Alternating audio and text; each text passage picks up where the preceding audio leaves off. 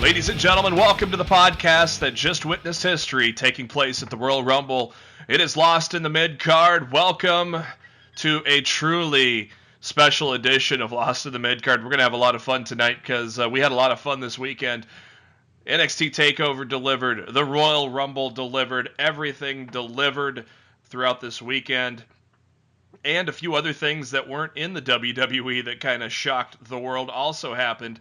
And, of course, what happened at the end of tonight, which we will get into right away.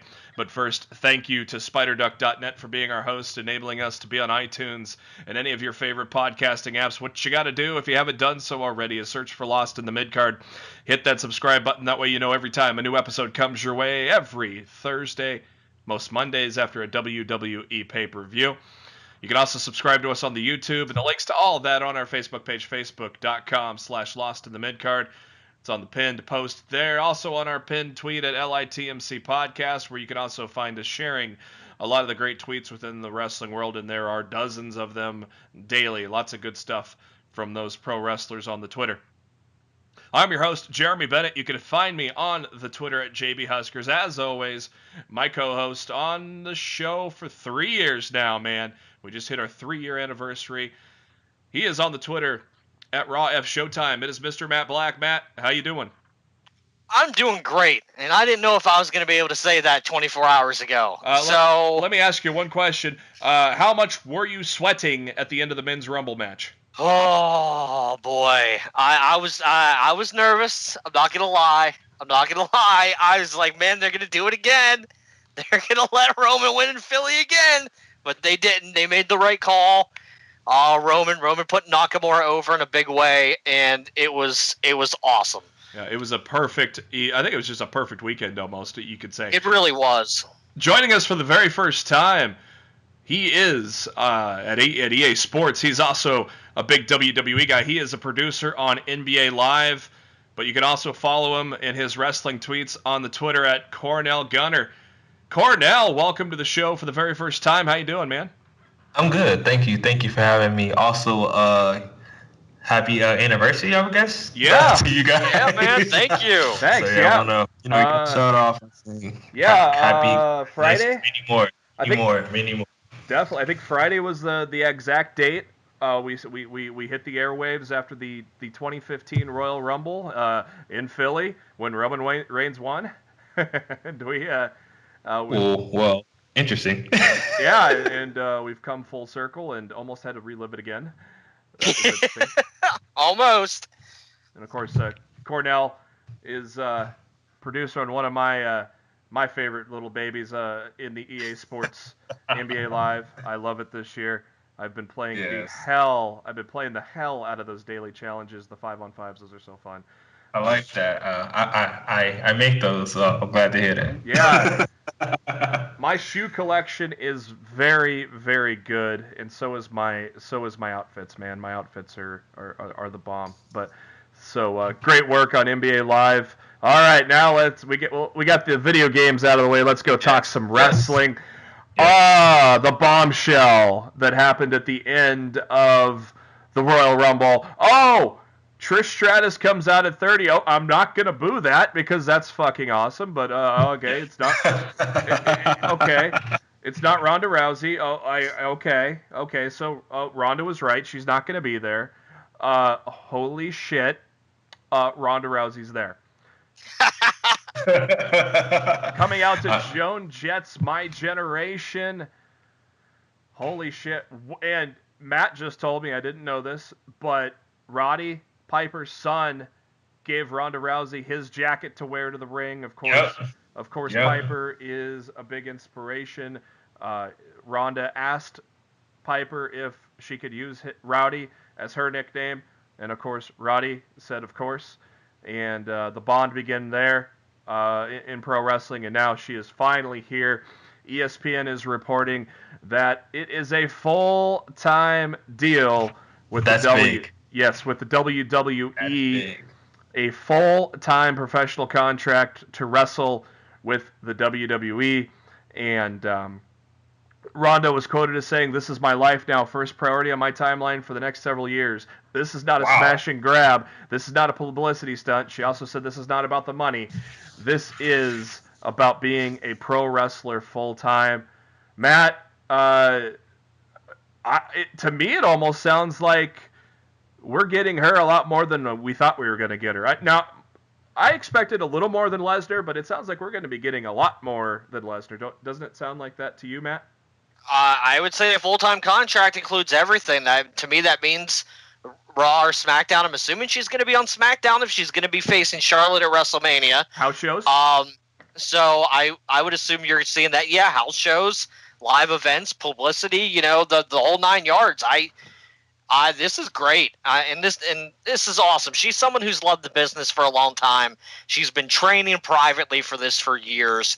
I'm really excited to see her get in there and square off with these people. This is a big signing for the WWE, and I say this is much bigger than Brock Lesnar, especially with her being around at a more frequent basis. And the way they handled it tonight by letting somebody who's main roster talent win the Rumble and bring her in and potentially set up both women's matches for WrestleMania right then and there. It was perfectly done. Matt, we don't say this often, but WWE outbooked us this time. WWE did it right. WWE did it right. And I don't get to say that very often. And I'm really happy when I do get to say it because they did it right tonight. Everything they did was correct. And it was Vince always says he wants to put smiles on people's faces. Well, Vince, you put a smile on my face tonight, so thank you very much. Man, Cornell, what do you think about Ronda Rousey, full-time WWE employee? First, I'm beyond impressed because when I saw the ESPN notification, because perfect time by ESPN, right? Soon as that music hit, she hit the stage. I got a notification that said she signed a full-time contract. And when I saw full-time, my eyes lit up because, like everybody else, I was expecting, like Matt said, some Brock Lesnar type stuff, occasional, a Mania run, a little bit after Mania. Then she goes away, comes back around Survivor Series time, that stuff. But it's at full-time. And she said this is her life now. So it makes me be like, well, damn, Ronda, you're really about to be a wrestler. So it makes me very excited, especially if she goes to SmackDown. This adds more eyes to SmackDown. Yeah. I'm very curious to. I just want to see her in the ring already. I'm fast forward to Mania. I need to see her in the ring. Yeah, exactly. I already want to see her first match. Matt, does Raw beat does SmackDown beat Raw this week, Matt? I don't think so because due to the fact that you can claim at this moment that Ronda Rousey is a free agent, if I'm WWE, I have her on Raw and SmackDown this week, eyeing up both Bliss and Charlotte, because Asuka didn't necessarily make her pick tonight. Like, we're all thinking it's going to be Bliss and Asuka and Charlotte and Ronda. But until that's locked in stone, play off of it for a little bit. And I would have like Angle and Bryan going back and forth trying to sign Ronda for their brand, and I'd make a big storyline out of it over the next month about what brand's going to sign Ronda Rousey to an exclusive deal. Yeah, I'd have her on both shows for a couple weeks. I'd maximize this shit. I don't mind the cliffhanger either. I mean, I did not want a cliffhanger with Nakamura. I wanted AJ Styles because I'm going to be at WrestleMania this year, and I want to see AJ Styles and Nakamura. So I did not want that cliffhanger. I am totally fine with the cliffhanger here, and I'm totally fine if it's Ronda and Bliss. It ain't gonna be. It's gonna be. Yeah, I don't think it's gonna be. The money's in the 4 horsemen versus 4 horsewomen match. Yeah. So now it's not gonna be the 8-woman tag like we thought it was gonna be, but I think we could have They could do that at SummerSlam. Yeah, or the Survivor Series. There you go. Oh, true. Survivor Series, if they want to hold off that long. The 6 other women could still join the 2 in the title match at ringside, though. Absolutely. Yeah. They definitely could. I mean, if you ask me, I think it's better this way, that you don't automatically play that 4 horsewomen card ASAP because you give Shayna more time to work. You give the other two ladies, I don't remember their name off the top of my head, you give them other two, more time to work. Because remember, Roger Strong's married to one, and they had their child a couple months, I believe like almost a year ago now. Yeah. So you got to make sure she's okay. But no, I guess I still see a wrestle already. I still see a wrestle already. Well, I don't think Bernie's quite a year old yet, and Bree did pretty damn good in the ring tonight. So. Ronda Rousey's last 2 fights in the UFC, not good. She lost her first 2 fights ever. I believe she started 12-0, then lost to Holly Holm in 2015 and Amanda Nunes in 2016. That got the talk wondering if she'll ever be in the UFC again, and the answer was no. She has been training with Brian Kendrick for at least the past 6 months, if not more. Just the past 6 months that we really know of. And, of course, the key thing that Ronda said to Ramona Shelburne of ESPN, the next several years. So Ronda Rousey is going to be part of the women's division for quite some time now, so it's going to be some good stuff there for sure. We don't normally cover headlines on a pay-per-view show, but there are a couple of more headlines that are worth covering right now. The news that I said in the open that is not WWE related, shocking victory, shocking upset at Sapporo in New Japan as the Switchblade, Jay White, defeated Kenny Omega for the IWGP United States Championship, but that is not where the shock ended. As Hangman Page hit the ring, we thought he was going to challenge Jay White, but no, he didn't. Then Cody got in the face of Omega as Scroll, the Bucks, and Page tried to calm everybody down. Everybody seemed calm, and it was just Cody and Omega getting out of the ring. But as Omega gets out of the ring, he gets hit with the crossroads. And then everybody says, okay, let's beat up Omega, until Kota Ibushi comes in and makes a save to a gigantic pop. And, of course, that is the reuniting of Ibushi and Omega. And that was the end of Sapporo. Matt. Wow. Well, let's pencil in that all-in main event, right? Yep. Yeah, like I've been saying for weeks, I thought that the main event of All In was going to be Cody Rhodes versus Kenny Omega. I feel this has pretty much been confirmed now. As a Bullet Club fan, I woke up to this news very sad. Define Roppongi 3K beat the Young Bucks for the tag titles, and Kenny dropped the title to Jay White. I watched the segment. I feel like they're splitting the factions here. Yeah. Because the Young Bucks left ringside after Omega pushed Matt down. So they weren't involved in the beatdown. In the beatdown. The only person that physically touched Omega in like a violent manner was Cody. Like Adam Page picked him up, but he didn't attack him. By the time Ibushi came down, everybody else scattered. So the only person that truly attacked Omega at that point was Cody. So I'm hoping it's going to be the Young Bucks and Omega against, seemingly it might be Cody, Marty, and Adam Page. Like they're like splitting the divisions of the Bullet Club. Oh, and man. Maybe Marty might be with the Elite. And, Cody, you have Girl is a Destiny and stuff like that. We can't break up the Hung Bucks.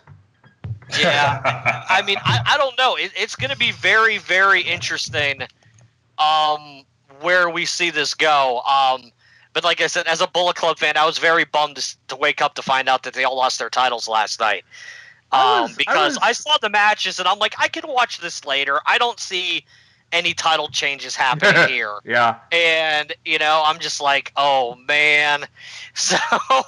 Well, Show and Yo definitely deserve it. They're amazing.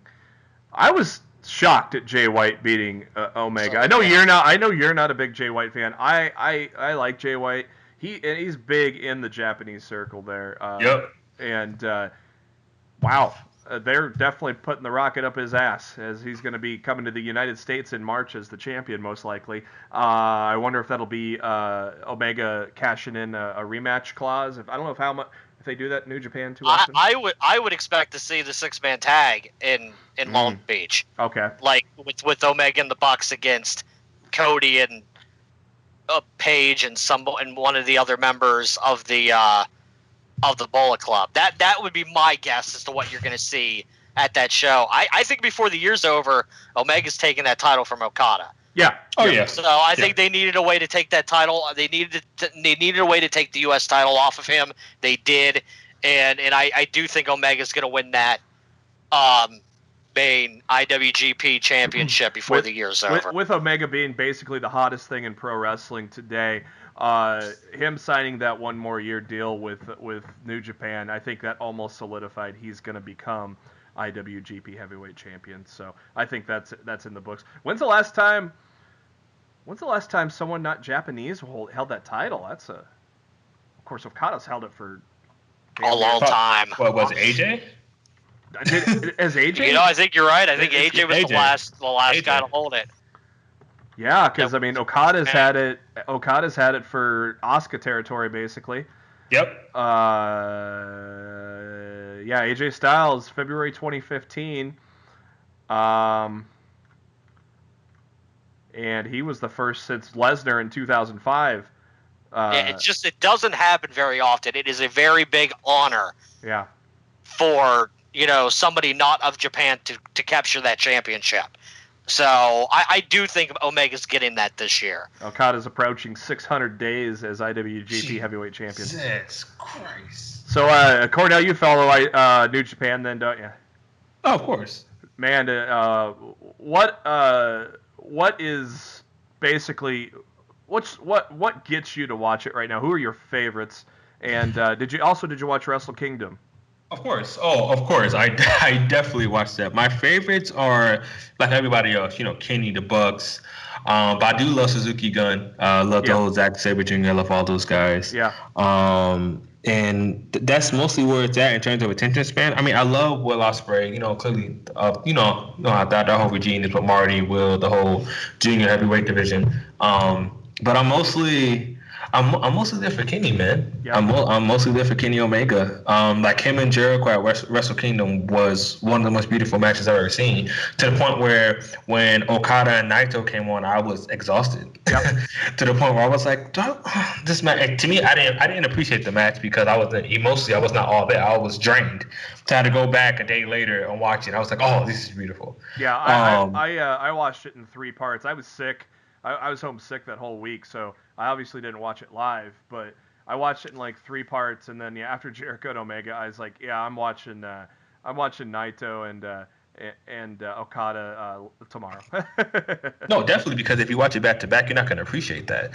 Because you get so emotionally invested into Jericho and Kenny, it's like, Jesus Christ, like, all right, I need to go to bed. I know. Yeah. Matt watched it live. I'm like, wow. I watched it live. I went to bed after Omega and Jericho because exactly. I was like, I'm pretty sure I know who's winning the main event. I can see it tomorrow. I'm exhausted. I need to sleep. So. No, I agree. When does Omega and Okada happen? Dominion in June? What do you think, Matt? I would say that's a perfect time to do it. Yep. I mean, I wouldn't have Omega go through the G1 again to get the shot. I wouldn't do. I think Dominion would be the perfect spot. Omega already beat him in a non-title match in the G1 tournament last year, so he should be owed a title shot, by New Japan logic. Yeah. So I see no reason why they don't do that. And on top of that, at Dominion last year, they went that 60-minute Broadway, which got 6.25 stars from Meltzer. Meltzer's inventing his own numbers now. Yeah, I know. I just hope Melzer gives Gargano and Almas that much love. It sounds like they're getting 5 at least. So I think we'll find out on Tuesday or Wednesday. But it sounds like Gargano and Almas are going to get 5 stars, which, I mean, it was one of the best NXT matches of all time. Yes. We will get to that in a minute. But first, one last final headline. I don't think anything else is broken. If it has... I don't see any other breaking news. So no, I don't think so. Everything's about Ronda right now. One last headline. Of course, the major surprise of the Royal Rumble for the men was Rey Mysterio. Nobody saw it coming. Well, that's because it was kept a secret within the company. It was just put together last week. Mike Johnson at PW Insider says at the time of his writing at about 9:40 Central on Sunday night, he says it's a one-time appearance and has not signed a new WWE deal. But the reaction of the crowd and holy shit, Mysterio was in great shape as well. I think that might change the tide, Matt, because Mysterio was in some of the best shape of his career, wasn't he? Dude, I thought Rey Mysterio looked in WCW shape. Yep.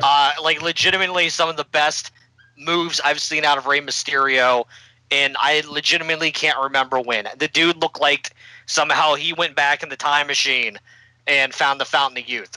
He looked awesome. The crowd loved it. I'd love to see another run with Rey Mysterio in WWE. And hell, if you really want to inject 205 Live There it goes. with some must-see television, you put Rey Mysterio as the centerpiece of that division, people can be forced to pay attention. And you put Helms as the GM. Yep, Yep. I called Helms for GM last week, and then he shows up at the Rumble tonight. I'm like, when there's smoke, there's fire. We getting Helms as GM on Tuesday? I'm all about it, man. I think we are. I think we are. Because think of he was the longest reigning cruiserweight champion, so it's only right.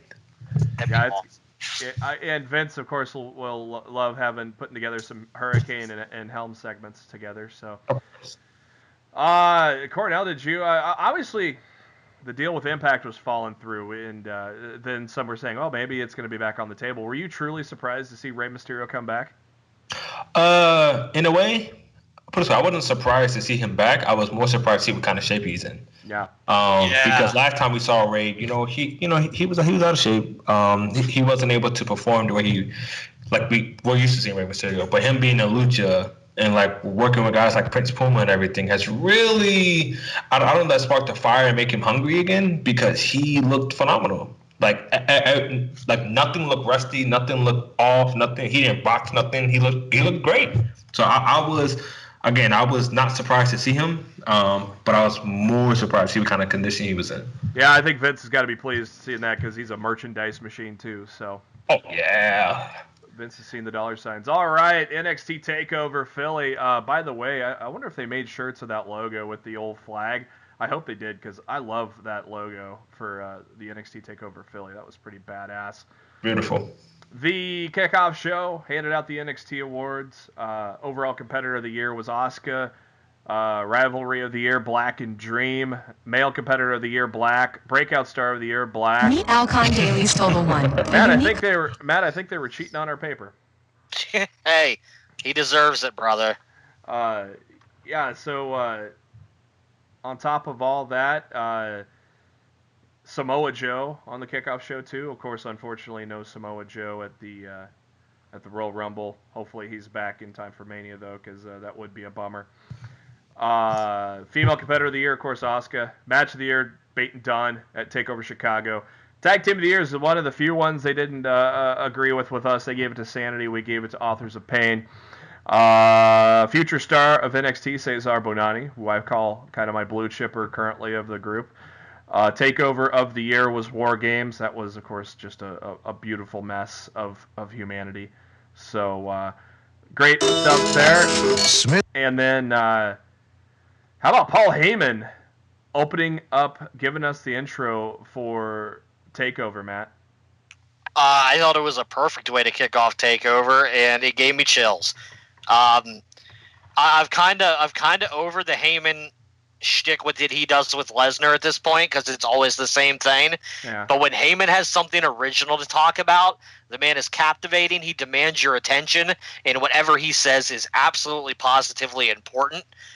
And that opening segment for Takeover was just the perfect way to start the show. Yeah, for sure. We aren't messing around to start off the night. We're gonna go for the NXT Tag Team titles to kick it off. No Nigel McGuinness, looks like he was under the weather, so it's just Percy Watson and Mauro Ranallo. And we kick it off with the Authors of Pain against the Undisputed Era, Fish and O'Reilly. Big pop for Fish and O'Reilly in Philly, of course. Philly, home to a lot of ROH events at the 2300 Arena. And AOP attacking the champs right at the bell. And one of the cool things I thought that they did in this match, Matt, they worked on the knee of Razor, and when it come to do the Super Collider, it actually cost AOP, and it ended in the pinfall. I really liked how they kind of found a weakness for AOP and kind of a sly way for the Undisputed Era to get it done. Do you agree, Matt? I thought the booking was flawless. No team was hurt, win or lose. And both teams, I think, came out of the match better than they did when they went in. AOP looked like absolute machine animals. The Undisputed Era looked like cunning, brilliant heels that knew what they had to do in order to win, and they did it without Adam Cole. And it was awesome. It was an awesome match to start the show. I'm going to use the word awesome a lot tonight, just because this was an awesome weekend. Yeah. And I'm in good spirits right now. This is a very rare moment where everything goes right, and it most certainly did this time around. And I'll correct myself there. Was it? It was Akam that I think was the one that they worked on. Akam was the one that was worked on. Yeah. A lot of talk that AOP might be debuting tomorrow night. Cornell, do you think they are? I personally hope not. I want to see them feud with War Machine on their way out the door. Yep, but that's honestly, I think that's the perfect sending off. You let War Machine come in, basically send them off. Because it's like basically War Machine replaces them, and I think it's perfect. I think that's something fresh, something that's going to make everybody go, "Oh my God, I need to watch this match." So no, I hope they don't debut tomorrow. Because honestly, I don't know where you would put them at. I don't know who you would make the feud with. Maybe the Titus brand, but that's a squash. So yeah, I would rather them stay on NXT, deal with War Machine, and then come up around Mania after Mania. I need my AOP War Machine match before they come up. Yeah, AOP have to stay through New Orleans.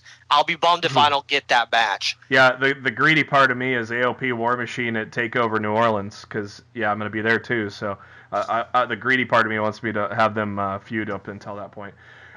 Speaking of War Machine, there they are in the front row, and the graphic says War Machine, so they're keeping the War Machine name. I like it. I hope they keep it. I mean, that doesn't mean anything, so to speak, but it's good. It's a good sign that they're going to still be called War Machine. So I think I believe they're going to go with that. Don't you think, Matt? I definitely.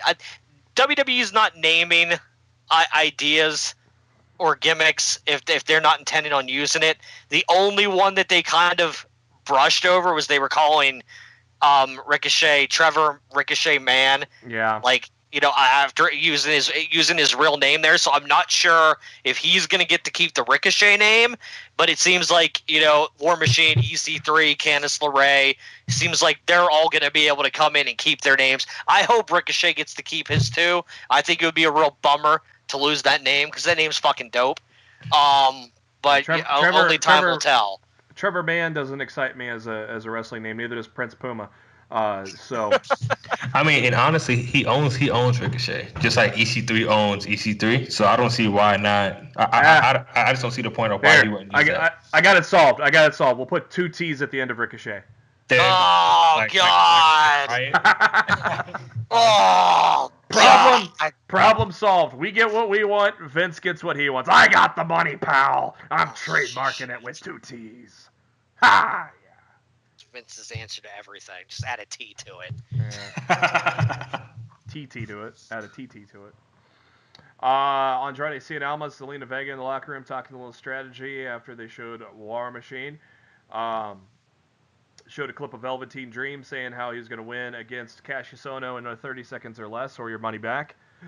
And Velveteen Dream makes his entrance to a huge pop from the Philly crowd. Dude's over, by the way. He's really over. Dude is over, and I think the Black feud solidified it. He's got a man and a woman at ringside holding a special mouthpiece for him. That dude looks like he could wrestle. I'm sure he's someone from the Performance Center, but I wasn't able to figure out who it was. So I'm wondering. I don't mean to cut you off. I'm sorry, but he was actually with Velveteen Dream on the independent circuits. Mm. Oh. Okay, well that's cool. Is he signed to WWE or? He's probably at the PC. Like you said, he's probably at the PC trying to earn a spot. That's so cool. you know, just like Prince and the Revolution, it's Velveteen Dream and his Revolution right there, maybe, and maybe I like that. maybe a little stable for the Dream. I like that. Cassius Ohno comes out to a pretty good ovation too, but we all know that Ohno's probably not going to win this match because they're just not booking him to win in NXT, which is kind of a bummer. If you know, he was on fire in the Independence as Chris Hero, but He seems to be in the veteran spot. Yep. Down there just to make the talent look good. He seems to be in the Ty Dillinger role that Ty was in down there in NXT. And his dude is like, if you watched, he had like a little 8-minute mini documentary on the WWE YouTube channel over the weekend. Cassius Ohno explaining why he loves wrestling and the business and all that. And honestly, if the dude's happy, you know, that's great. You know, and that's all that really matters. Because if you're happy doing what you're doing, whether you're winning or you're losing, if you're happy at the end of the day, you know, that's really all that matters. Yeah, and Full Sail loves him. They're always going to give him a good pop, and I think it's almost like an Elias situation. He might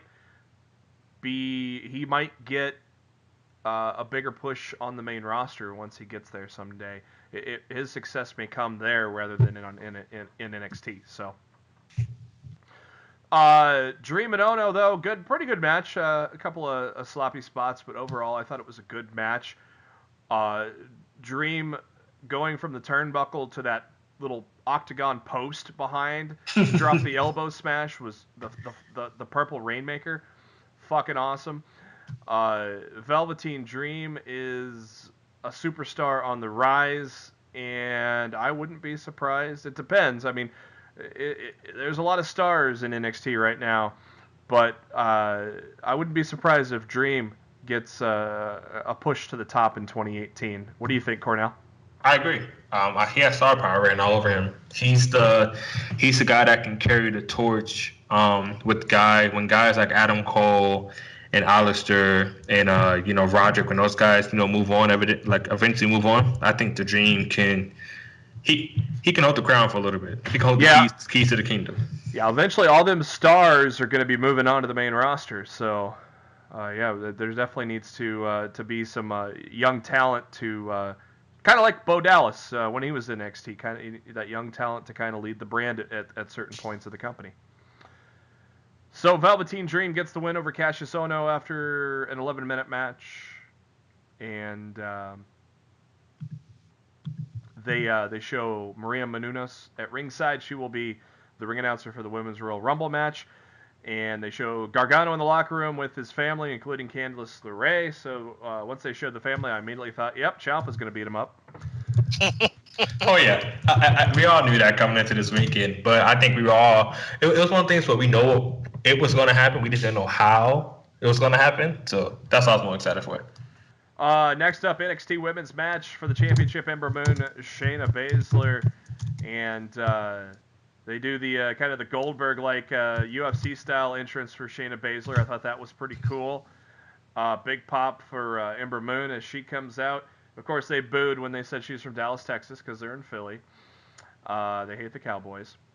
The big part of the story in this match was Baszler doing to Ember Moon basically the same thing that she did to Dakota Kai a couple of months ago, just smashing down on her arm. That move just looks brutal. But that was the big story. And then, of course, Baszler pulling in the arm bar. And I thought when she laid that arm bar down, it was going to be Tap City immediately. Were you surprised that Ember held on for as long as she did? I was. I definitely thought at some points the longer she was in it, I'm just like, they're just delaying the inevitable. You know, we're getting a title change here, and yeah, I popped hard when Ember rolled her up and got the win. I thought it was awesomely done. And the aftermath, Baszler immediately got her heat back. And clearly this feud is continuing. So this is far from over. Yeah, I've seen some people go as far as to say as they think Baszler's going to take the title from her in the next month on NXT television. So it'll be very interesting to see what happens there. As Matt said, after a very clever way to end the match, too. I liked how they did that. After about 10 minutes with Ember Moon retaining, getting the kind of the roll-up after the armbar. And, of course, getting choked out a couple of times afterwards. And after that, the parade of people in the front row is continuing as Ricochet is shown at ringside. Gigantic pop for him, too. So, good stuff there to let everybody know that they love themselves some Ricochet. Now it's time. Now it's time for some fun. Extreme Rules match. Aleister Black comes out to a gigantic ovation. Of course, one of the best entrances in pro wrestling. Adam Cole, of course, no stranger to Philadelphia. Gigantic Adam Cole, baby. While he was at the top of the ramp, as 15,000 people were shouting it at the top of their lungs. That was badass. It is anything goes, Extreme Rules, and Matt, they basically brought out everything but the kitchen sink, didn't they? Oh man, dude, this match was sick from beginning to end. It was sick. It's speaking of sick, that bump that Adam Cole took, the Death Valley driver, the back-to-back chairs on the back-to-back chairs was cringeworthy. Yeah. And I don't think any man should have to take that bump. And God bless Adam Cole for being crazy enough to do it. I felt this entire match, and I talked about this on the last show, and I talked about it online in the weekend. I felt this was the number one contenders match that was going to tell us who was going to win the main event. I figured if Adam Cole was going to come away with the win, that Gargano was going to win the title, and we were going to get Gargano and Cole and New Orleans, and that's where Ciampa was going to return. But as soon as Black won, I'm like, all right, Almas is going to retain, and we're getting Ciampa tonight. And that's the way it ended up happening. But I mean, I thought the match, beginning to end, was crazy. And I don't know how both of those men can't be feeling it today. And props to Adam Cole for going back into the Royal Rumble tonight and taking some more punishment. So yeah, he had his freaking crazy. Had his ribs taped too. Yep. Some of the crazy spots in the match. Black going up to the top turnbuckle. Cole hitting a super kick, sending Black through the two tables. That was a sick bump right there. Then, as Matt said, of course, the Death Valley driver onto back-to-back chairs. That shit hurt. Yeah. Speaking of that shit hurt, how about that double foot stomp through the announce table? That was everything. Yeah, dude, that was crazy. The fans started chanting, "Holy shit! This is awesome!" All the typical spots because these guys definitely delivered. And to no one's surprise, O'Reilly and Fish come out, and I'm going, oh, there's got to be some sanity to even up the odds. And sure enough, Eric Young and Alexander Wolf came out and to even up the odds, and then Killian Dane killing everybody by doing a suicide dive onto the outside, hurting his own teammates even. That was a pretty badass. Cole tried to put Black through a table, but Black fought out of it, and they go back into the ring. Cole hits a super kick, and as Black is trying to get into the ring, Cole's going for another chair shot, and just like the match they had before, Cole kind of opened his mouth, talking some shit, and the Black Mass shut up his mouth. And Aleister Black with an amazing win after 21 minutes. Cornell, these guys put on a hell of a show, didn't they? Oh, yeah. It was everything. I was happy that we didn't get like a run-in for a finish. We got Adam selling the Black Mass as perfectly as he does. Adam looked strong. Alex looked like a monster. Everything was great. I think the key thing here was the fact that Black didn't have to win with a weapon. Yep. His foot's a weapon. I mean, yep. But he didn't have to win with a weapon. That Black Mass kick is so sick. Especially when Adam Cole sells it. Like, I remember on NXT on the regular tapings, how he sold it when they fought 1-on-1 for the opportunity for the Fatal 4-Way. When he got kicked after talking shit, of course. Yeah. I thought he lost like every single tooth in his mouth. So the way he sells it it just makes me cringe. Like, oh my God, did he really kick him? Like, nah, I love it. Next up, they show the Eagles Stadium. Of course, that gets a nice cheap pop. And Matt, we got some trouble at ringside, don't we? Trouble. Whoa, yo, yes. They listened to me. I said, you can call him EC3, and that'll be just okay. And that's what they did. EC3 in the crowd. Amazing moment. The crowd popped. I thought he'd be in the Royal Rumble, but hey, going to NXT for a little run ain't a bad thing either. So that's going to be a lot of fun. Especially that Full Sail crowd. They're going to go nuts once EC3 makes his debut. Hopefully on the very first set of tapings once they start. I believe they tape on Thursday this week, I believe. Maybe Wednesday. I don't know. Hopefully Wednesday, so then we can talk about it as we record, Matt.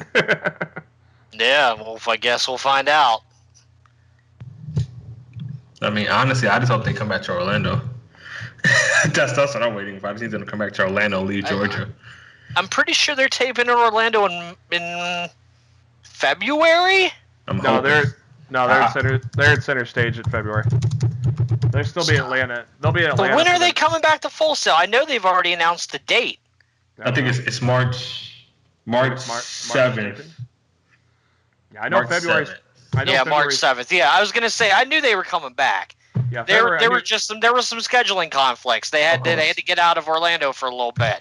Graduation at Full Sail. Yeah, kind of takes up some time. I wonder if maybe Mike Johnson misspoke and said it's supposed to say several weeks instead of several months.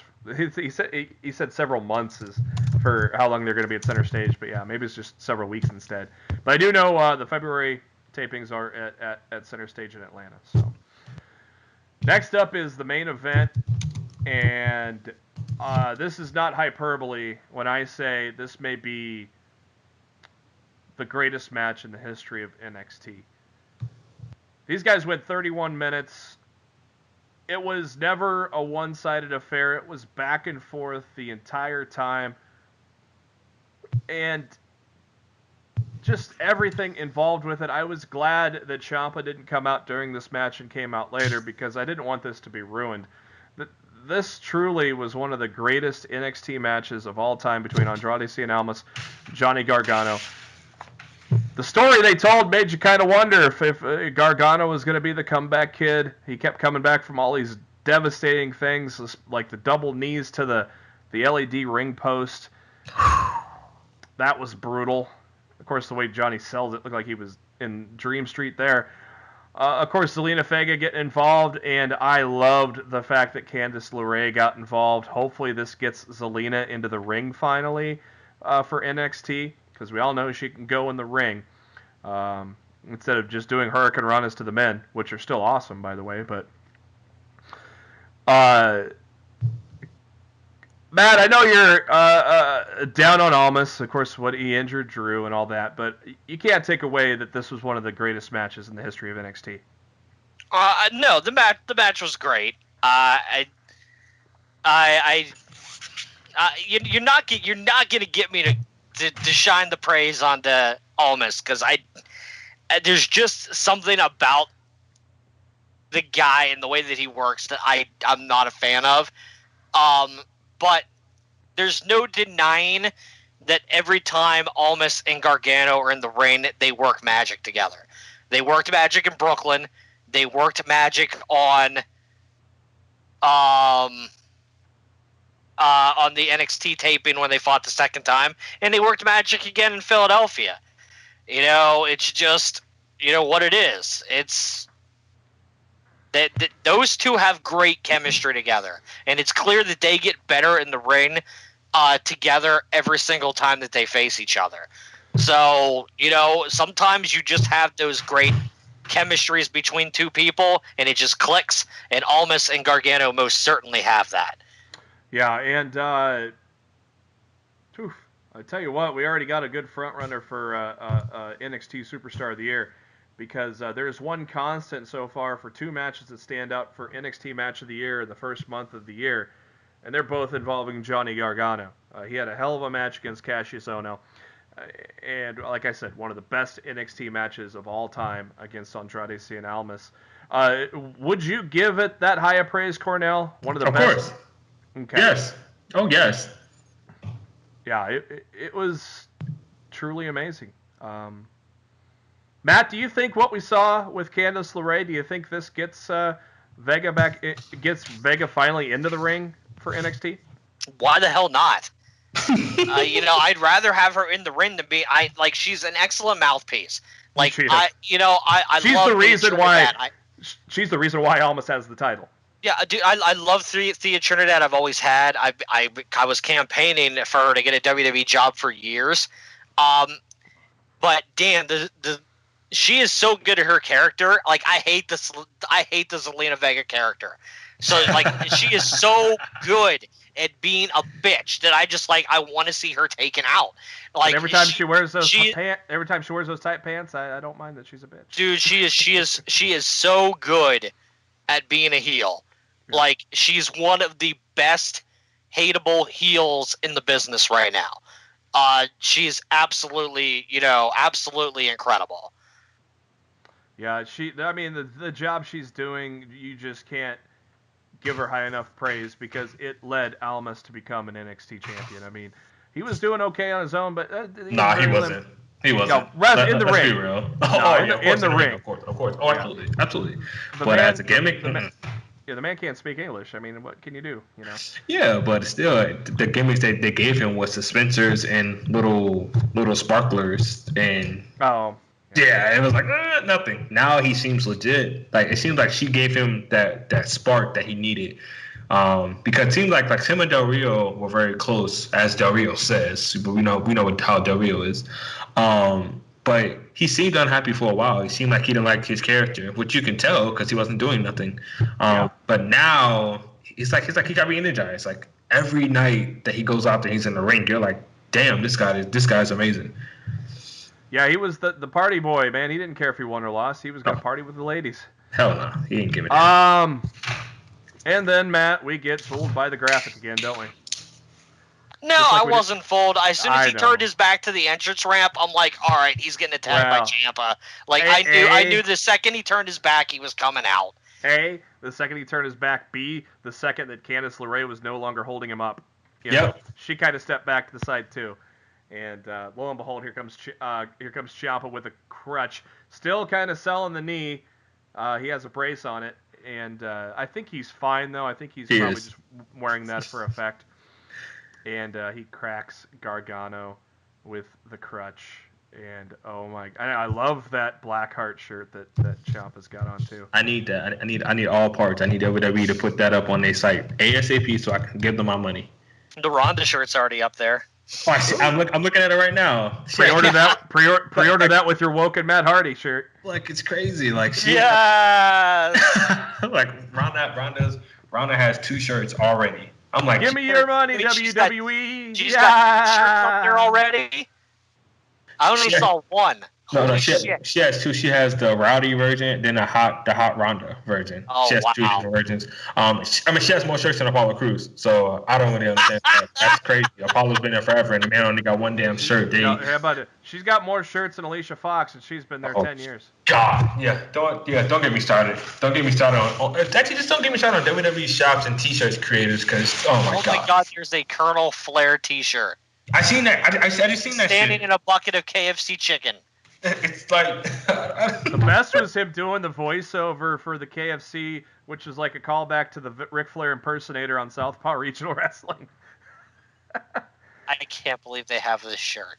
Yeah, no. You're talking to the mealin' and dealing, bucket filling, chicken frying, pot pieing son of a gun, and I'm having a hard time not seasoning every one of ya. Woo. Wow. That was literally my reaction when I seen it. No fucking words. That was my reaction too. Oh my god. The front of the shirt is hilarious though. But the back, wow. That's unbelievable. Yeah, maybe when that goes on clearance I'll buy it. Nah, that was fucking hilarious. Rousey with 2 shirts already. How about that? That's crazy. Oh, by the way, Matt got his wish. The Woken Warrior shirt is out, and I love it. It's a pretty cool shirt. I'm waiting for the buy one, get one for $1, so I'm picking up that and the Rusev Day shirt. I'm set. Yeah, I don't know what I'll get. I'll get that, and I don't know. But you're not going to get the Rusev Day shirt? Yeah, maybe. We'll see. Don't make me beat you up. I'm going to send Rusev after you. I'm going to tell him I'm going to buy his I shirt. I might get these hand shirt first. Oh yeah. Rusev Day calendar, of course, coming out too. So. Which I think is probably the best piece of merchandise for Rusev they put out in a long time. Thanks to everyone that voted on our poll last night after that amazing NXT Championship match and amazing takeover overall. The majority, of course, voting an A grade for NXT Takeover Philly. 71% gave it an A, 17% gave it a B, and a couple of jabronis gave it a D or an F. Okay, either one, they're just trolling, or B, they didn't watch. Like it's legitimately one or the other. If you call yourself a real fan of professional wrestling, and you gave NXT Takeover Philadelphia a D or an F, just stop watching the product. Like seriously, just stop watching. You're ridiculous. Now it's time for the Royal Rumble. The Royal Ramble. Really, the kickoff show happened. It happened. The Luchadors, Gran Metalik, Lince Dorado, Kalisto, they defeated Jack Gallagher, TJP, and Drew Gulak in an empty arena match. To be honest, I need that to be a stable. There'll be a cool. Stable. I like those three together. Yeah, those three Luchadors together is great. But yeah, why have a match when you just open the fucking doors? I don't get it. They were still getting some decent crowd chants in there. That they got the PowerPoint chant going and stuff like that. So no chance. Yeah, I mean, it's still honestly the crowd was hot. Like even just what was in there, the crowd was hot and ready to go for it. And honestly, it wasn't a match that if I'm standing outside waiting to get in and I found out I missed the 6-man cruiserweight match, I'm not brokenhearted about it. You know, there's much more important matches tonight that I'm going to want to see when I get in there. I don't really think it's that big of a deal. Most of the crowd got in by the time the rematch from Raw 25, the Revival against the Club. Pretty good match with those guys, but that's to be expected, and also to be expected that the Revival won that match to get their heat back from Raw 25. So expect a rubber match between those two, maybe tomorrow on Raw, or tonight as you're listening to the show. Next up is the United States U.S. Open Challenge by Bobby Roode. Mojo Rawley answered the call to that. A lot of people were like, oh, what? And I'm like, well, it's a kickoff show. You're not going to get a huge surprise for this. I figured it was going to be Ziggler. Yeah, talk about wasting him tonight, huh? They definitely did waste it.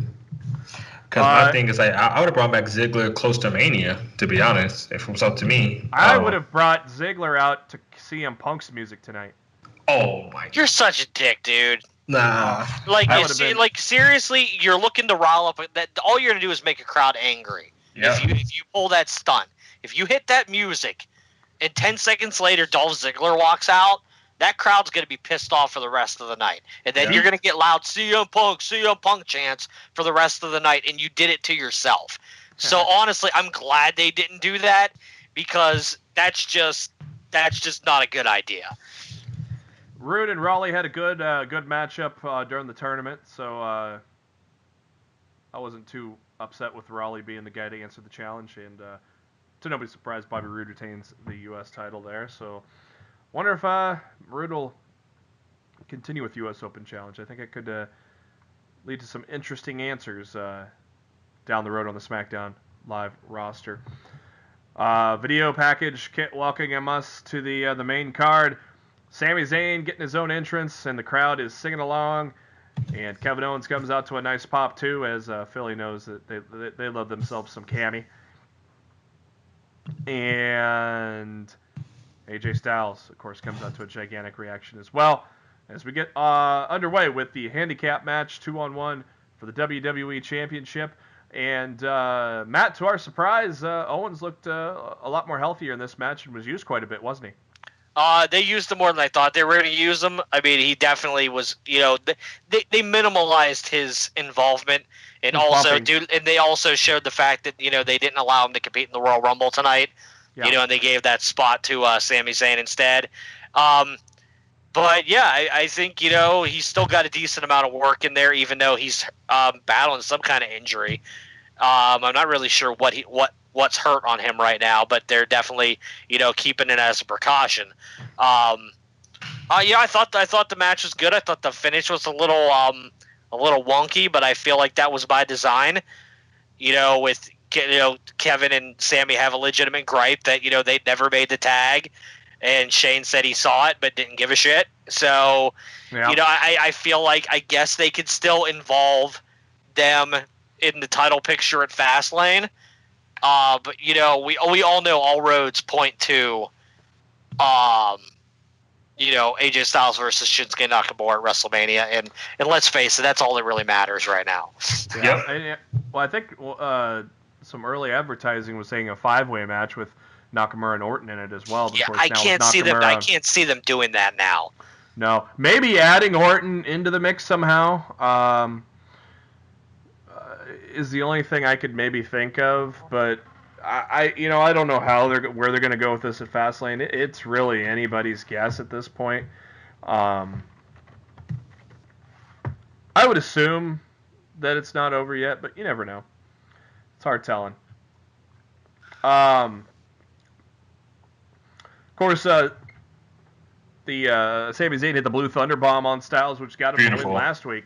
Great near fall this week because obviously got us thinking, can he do it again? The first time in history Sami Zayn pinned someone with the Thunder Bomb. That was brilliant, though, man, using the Haluva kick as a setup to the Blue Thunder Bomb. Styles hits a phenomenal forearm. Another near fall. Owens breaks up the pin there.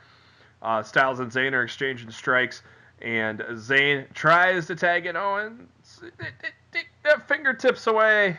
Didn't quite get it, but I guess the ref thought he got it, and KO acted like he got it because he went for the pop-up powerbomb, but Styles countered it into a roll-up for the 1-2-3 after the victory after 17 minutes. So your champion is AJ Styles.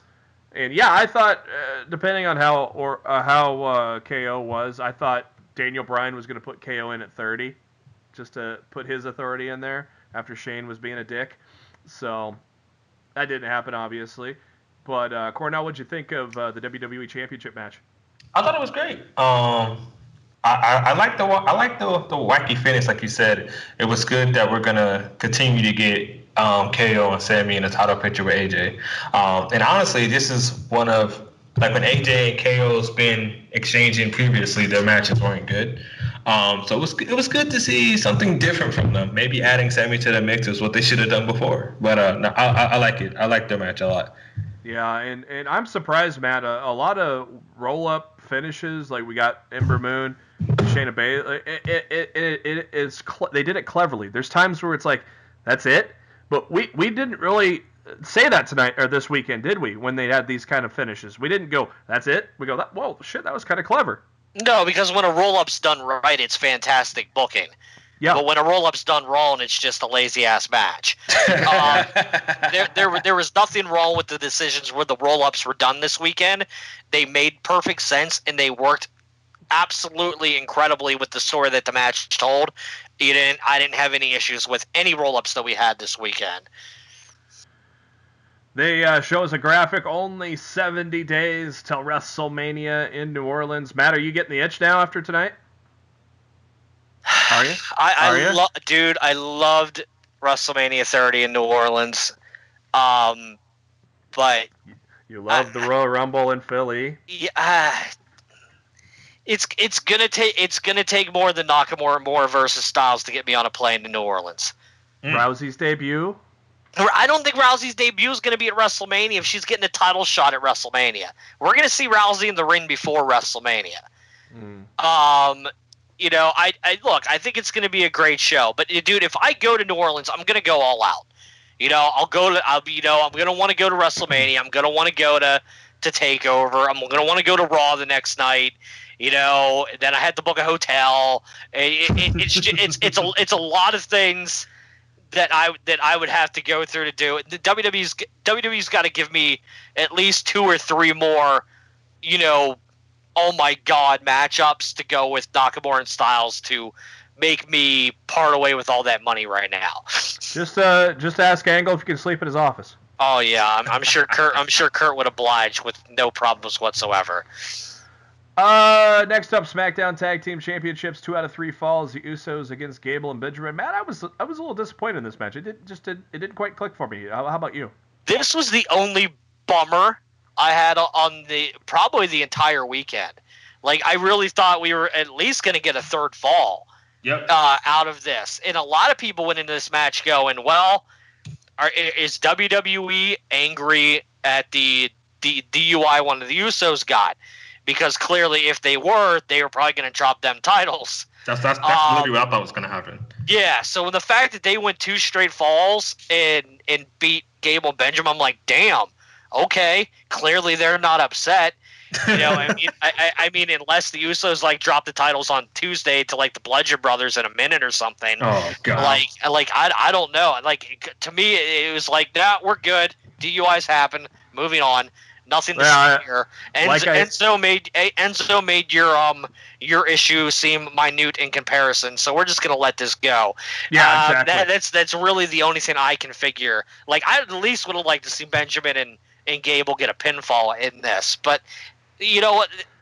One thing to nitpick about an entire fantastic weekend from WWE, you know, I got to let stuff like that go. Yeah, every time in a 2 out of 3 falls match, I feel like they rush the falls way too much. So I was happy with the way it was going here. The first fall was still, you know, it was okay. It was there. Nothing really to get excited about. And the Usos with the double super kick get the first fall. I'm like, okay. It was a lengthy fall. This might be building to something. And then it was over. I'm like, what? Yeah, it was weird. It was weird. It was weird the way it was handled. It didn't make any sense to me. But I said it in the prediction show. The Usos are going to win because they're gonna drop them to the Bludgeon Brothers anyways. I said that last week. So that's probably what's happening now. Dude, you put the titles on the Bludgeon Brothers. You let them run roughshod over the SmackDown Tag Division for a few months, and you bring up Authors of Pain after WrestleMania. Yes. And you do Bludgeon and AOP on SmackDown. That Tag Division's going to be lit, like for real. I'm afraid Vince is going to want him on Raw, but. No, dude. Authors of Pain need to be on SmackDown. Commercial for WWE 24 from Orlando that aired right after the Royal Rumble. I'm definitely going to take a look at that. Maybe tonight if I got to work in the morning. Fuck. So maybe tomorrow. And maybe I might be so hyped up I might watch it tonight. Who knows? We'll see. Next up is the Royal Rumble. A lot of people bitching that this was airing before the first hour was over. Get over it. The women deserve to be last, and you got to separate the 2 Rumble matches, so get over it. Hey, dude, I thought the Rumbles were going to open and close. Me too. You know, I thought there would be an open Rumble and a closing Rumble, so the fact that, you know, people were complaining it was third on the show, I'm like, what do you want? Like, why do you care where it's placed? You know, as long as we're getting it, I don't care where it is in the show. People are going to bitch as the women weren't last, too, so it's like they couldn't win. So. Yeah. I didn't think the women would go last. I thought the women would open it, but I was glad. Yeah, I was glad they closed it though. So I thought I liked that the men went on before the Universal Title match because I didn't want to see Braun in the Rumble. I didn't. Like I didn't want to see Brock retain and then later Braun come out in the Rumble and then something funky happens that he had to get eliminated because they weren't going to let him win. So like I liked the idea that the men's Rumble happened before Braun's match, which gave the reason why Braun wasn't involved to begin with. Yeah, I still don't think he would have been in it anyways. I think they would have just sold the destruction of that triple threat match as I don't know. Dude was still standing yelling at Brock as he walked up the ramp saying, "You didn't pin me. You gotta get these hands. With you. I'm not finished with you." I love Braun. It's the GOAT. He is amazing. If you don't know, now you know. 2 superstars enter the ring every 90 seconds. Yeah, not 90 seconds, but another superstar will enter. Superstar is eliminated by going over the top rope. Both feet must touch the floor or the pancakes to be eliminated. No, I'm just kidding. The pancakes don't count. Yeah, you can land on the pancakes. You can land on the pancakes. Winner goes to the main event of WrestleMania. By the way, I love the WrestleMania sign this year with the neon and everything. Well done. Good job, WWE. I like that. Number 1. Well, first, before we get to that point, Jerry the King Lawler announced as guest commentator for the match. Big pop for Jerry. So it'll be Jerry, Cole, Graves, and Saxton. And the first guy out is Aiden English. So let us know today is Rusev Day. And Rusev's a little over in Philly, isn't he, Matt? Rusev's over everywhere right now, okay? Rusev is legit. And I'm so happy to see this guy finally getting the crowd reactions he deserves. And I really hope it does result in a push for this man in 2018. You know, he totally could use another, singles run with the United States Championship. And I think it would be freaking awesome. One of my predictions was Finn Balor at number 2, and sure enough, Finn Balor's at number 2. And I figured he would be the Iron Man, and sure enough, he was the Iron Man. So Rusev and Balor clash to kick it off, and a smart placement for number 3 in Philadelphia, having Rhino come out. I think that was well done. We all thought, Matt and I both thought Tommy Dreamer was going to be there, but hey, putting Rhino in there was just as well to do that. Hey, by the way, the guy that eliminated Braun Strowman last year from the Royal Rumble, Baron Corbin, comes in at number 4. Matt, were you surprised at Corbin's short time in the Rumble? Dude, they're pissed at him for some reason. 54 seconds. And I don't know if it still stems from what he did over the summer when he had that backstage confrontation with the doctor, which cost him his Money in the Bank briefcase, and then his match against John Cena at SummerSlam. Like, I don't know if they're still mad at him from that. It could be an entirely new reason that they're mad at him, but just the way they dropped the U.S. title, he lost in the first round of that tournament, and he was in and out of the Rumble as quickly as a hiccup. Like, there's some heat on Corbin in that company, and I'm not sure if it stems from what happened in the summer, or if it's something more current, but clearly, somebody upper management not happy with that dude right now, and it's very obvious to watch that. In the fact that they're not. Yeah. Corbin eliminates Rhino, but only lasted 54 seconds in the Rumble. Like I said, a year after eliminating Braun Strowman in a surprise elimination in the 2017 Royal Rumble, Finn Balor eliminates Baron Corbin. Hey, Mandy Rose lasted longer than Baron Corbin. That's all that matters. Love Mandy Rose. Heath Slater out at number 5. This is after Corbin destroyed the other 3 guys in the match, and then as Heath Slater comes out, Corbin decks him too. And then that led to the greatest running joke maybe in Royal Rumble history, everybody beating up Heath Slater as they entered the Royal Rumble. Dude, that shit was funny as hell, man. Okay, I don't know if you guys caught this yet, but one of the best chants of the night was the take off of the He's Got Kids. Did you guys catch the Philly crowd chanting She's Got Cats? For Natalia. No. Oh my God! No, I did not hear that. Oh, that was it was short lived and it wasn't huge, but you could hear it on the TV. They were chanting just like He's Got Kids. They were chanting She's Got Cats. I loved it. That's funny. And smart, fun way to get Elias in the Rumble is at number 6, playing us a little song.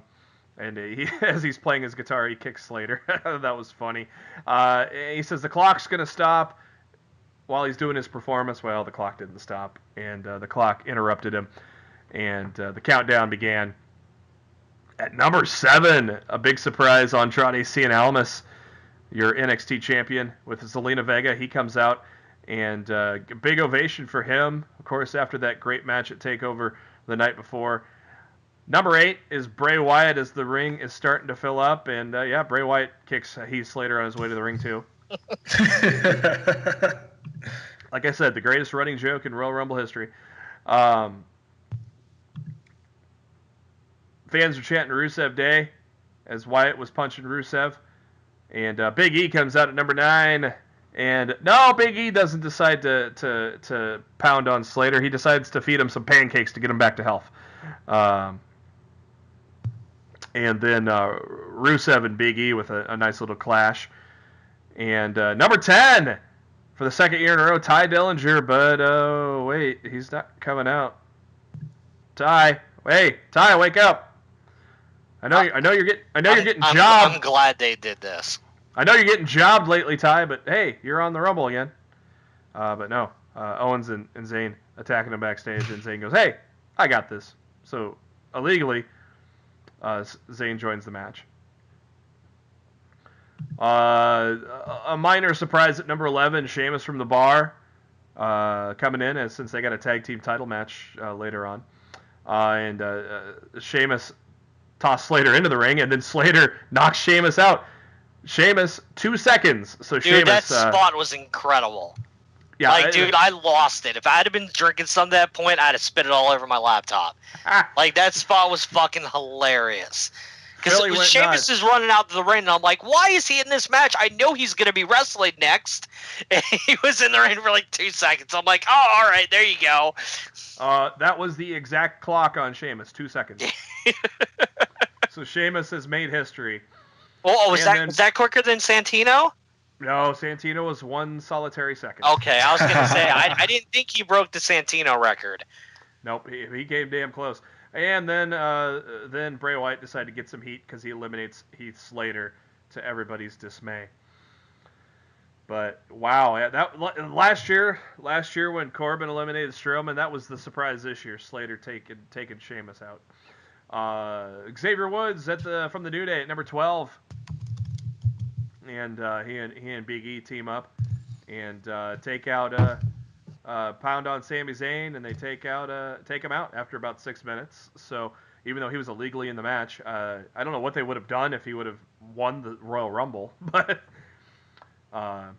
wouldn't that have been something if he actually won the Royal Rumble, Matt? Yeah, I don't think that was going to happen. I'd have been entertained. I'd have been entertained as hell. Like, really? He really got kids, so hey, good job. It just like, and Cornell, just like Matt and I said last week, we were like, if Owens and Zayn as co-WWE champions would be great if it wasn't a Royal Rumble match. I mean, if this was taking place in July at Battleground, this would be great, and we'd have fun with it for a month. But yeah, you can't do it on the road to WrestleMania. Nah, you're right. I agree. Nah, I agree. It would have been fun, but yeah, it's just wrong time. Apollo Crews comes out at number 13. We all know he ain't gonna last too long. Number 14, my pick, Matt's pick. I think Trevor picked him too. When I picked the entrance, I picked Shinsuke to win from number 15, so I was pretty damn close. Yeah, you were crazy close. Yeah, I thought, I don't know if anybody's ever won from 14 or not either, because the teens, like they mentioned, only 3 or 4 winners have ever won from the teens. So I thought they would give Nakamura his own unique number. So I'm gonna filibuster here while I take a look at unique number for a unique man, the king of strong style, Shinsuke Nakamura. Yep, never won. Nobody's ever won from the 14 spot. That's awesome. Duggan won from 13. HBK's second of 2 came from the 18 spot. Cena and Reigns from the 19 spot. So that's awesome. I thought they would give him a unique number, so that's why I picked 15. That's pretty damn close. Apollo Crews gets tossed out by Cesaro. And then next up at number 15, that was at number 15, was Cesaro. But, of course, he's got a match coming up later, too. So Cesaro lasted a lot more longer than... him and Rollins were in there for a lot longer than I expected them to be. Yeah, Cesaro 5 minutes... Cesaro just a hair under 5 minutes. We'll get to Seth Rollins in a little bit, but he ended up, after it was all said and done, 20 minutes in the Royal Rumble. So Apollo Crews is tossed out by Cesaro. Next up is number 16, Kofi Kingston, and then Jinder Mahal at number 17.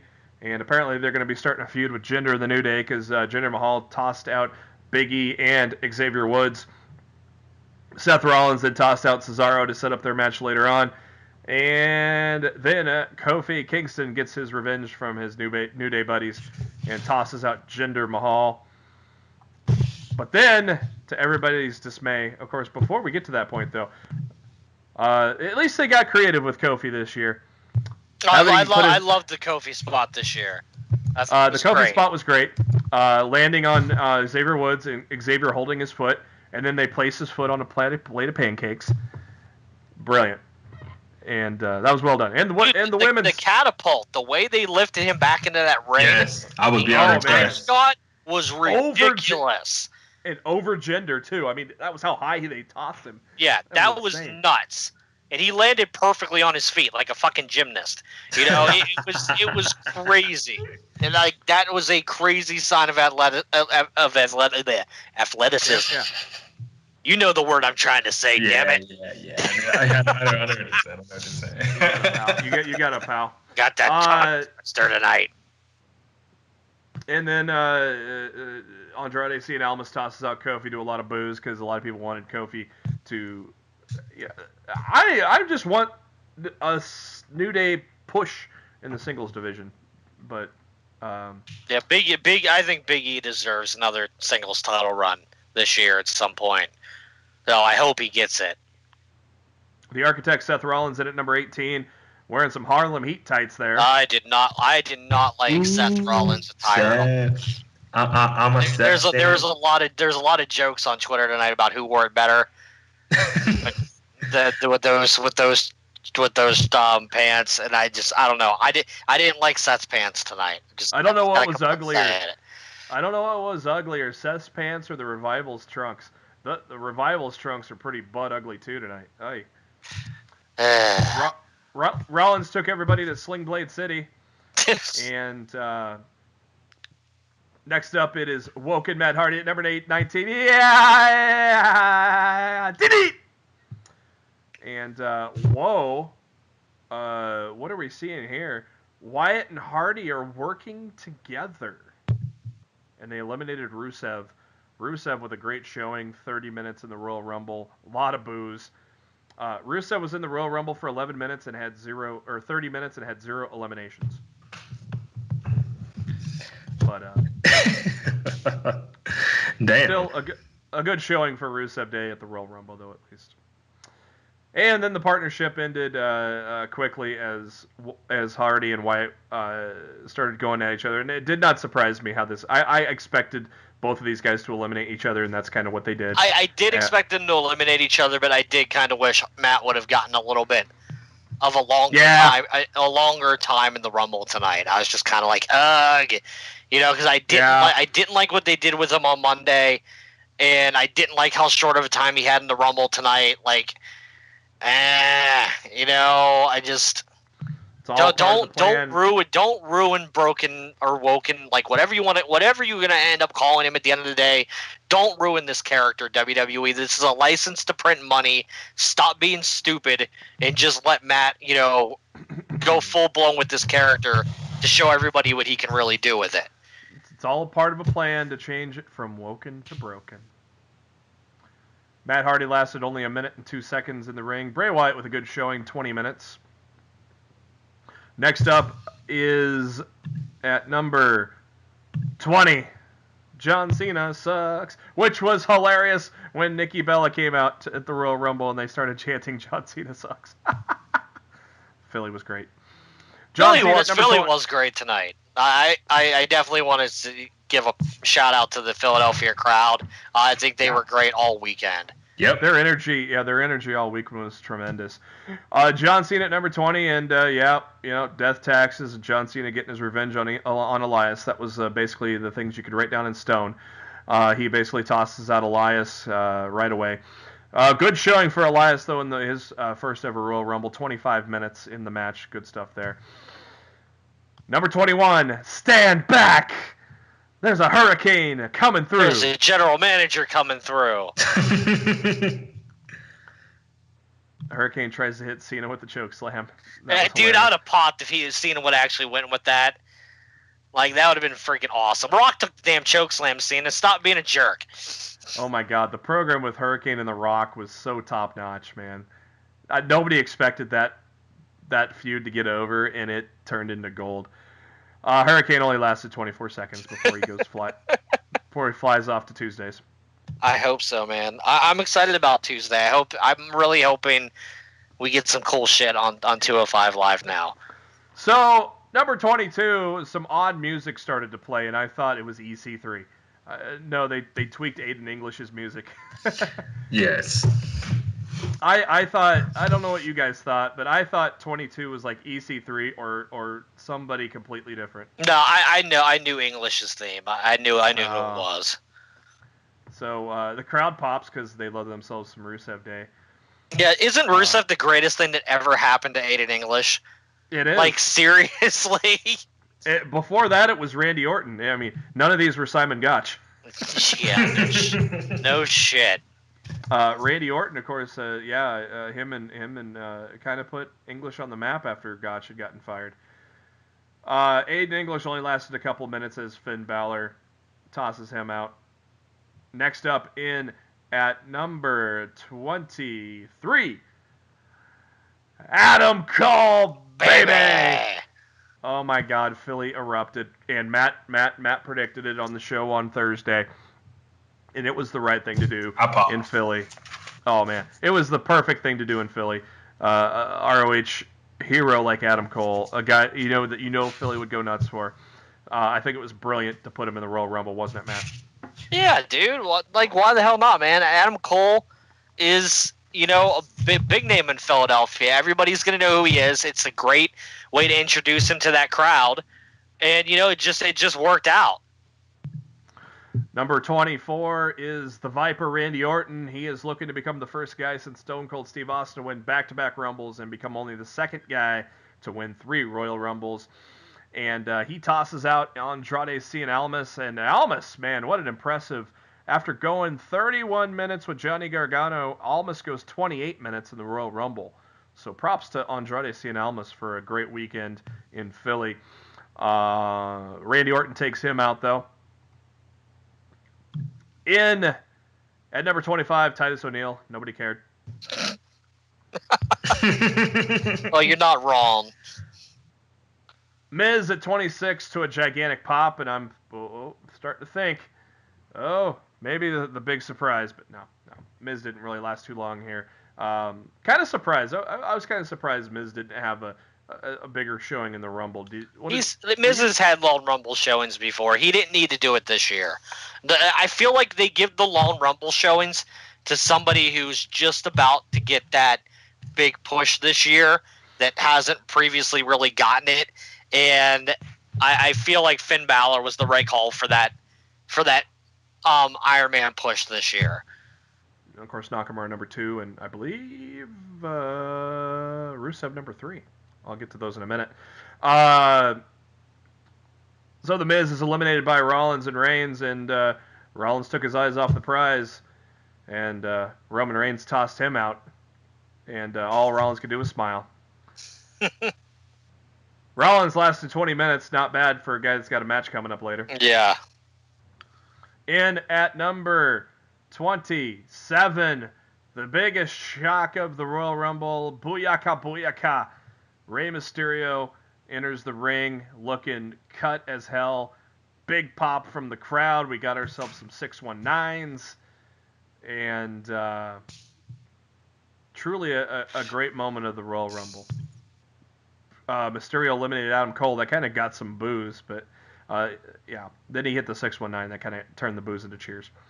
Yeah, well, once he hit the double 619 on Roman and Cena, which was probably the greatest 619 of all time, everybody forgot about the fact that he eliminated Adam Cole. Roman Reigns at 28. Yep, Philly loves him. Or not. So Roman comes in at number 28. Number 29, Goldust. He only lasts a couple minutes as he's eliminated by number 30, Dolph Ziggler. Ziggler with a big pop from Philly. I thought Taker was coming out. Yeah, I thought so too.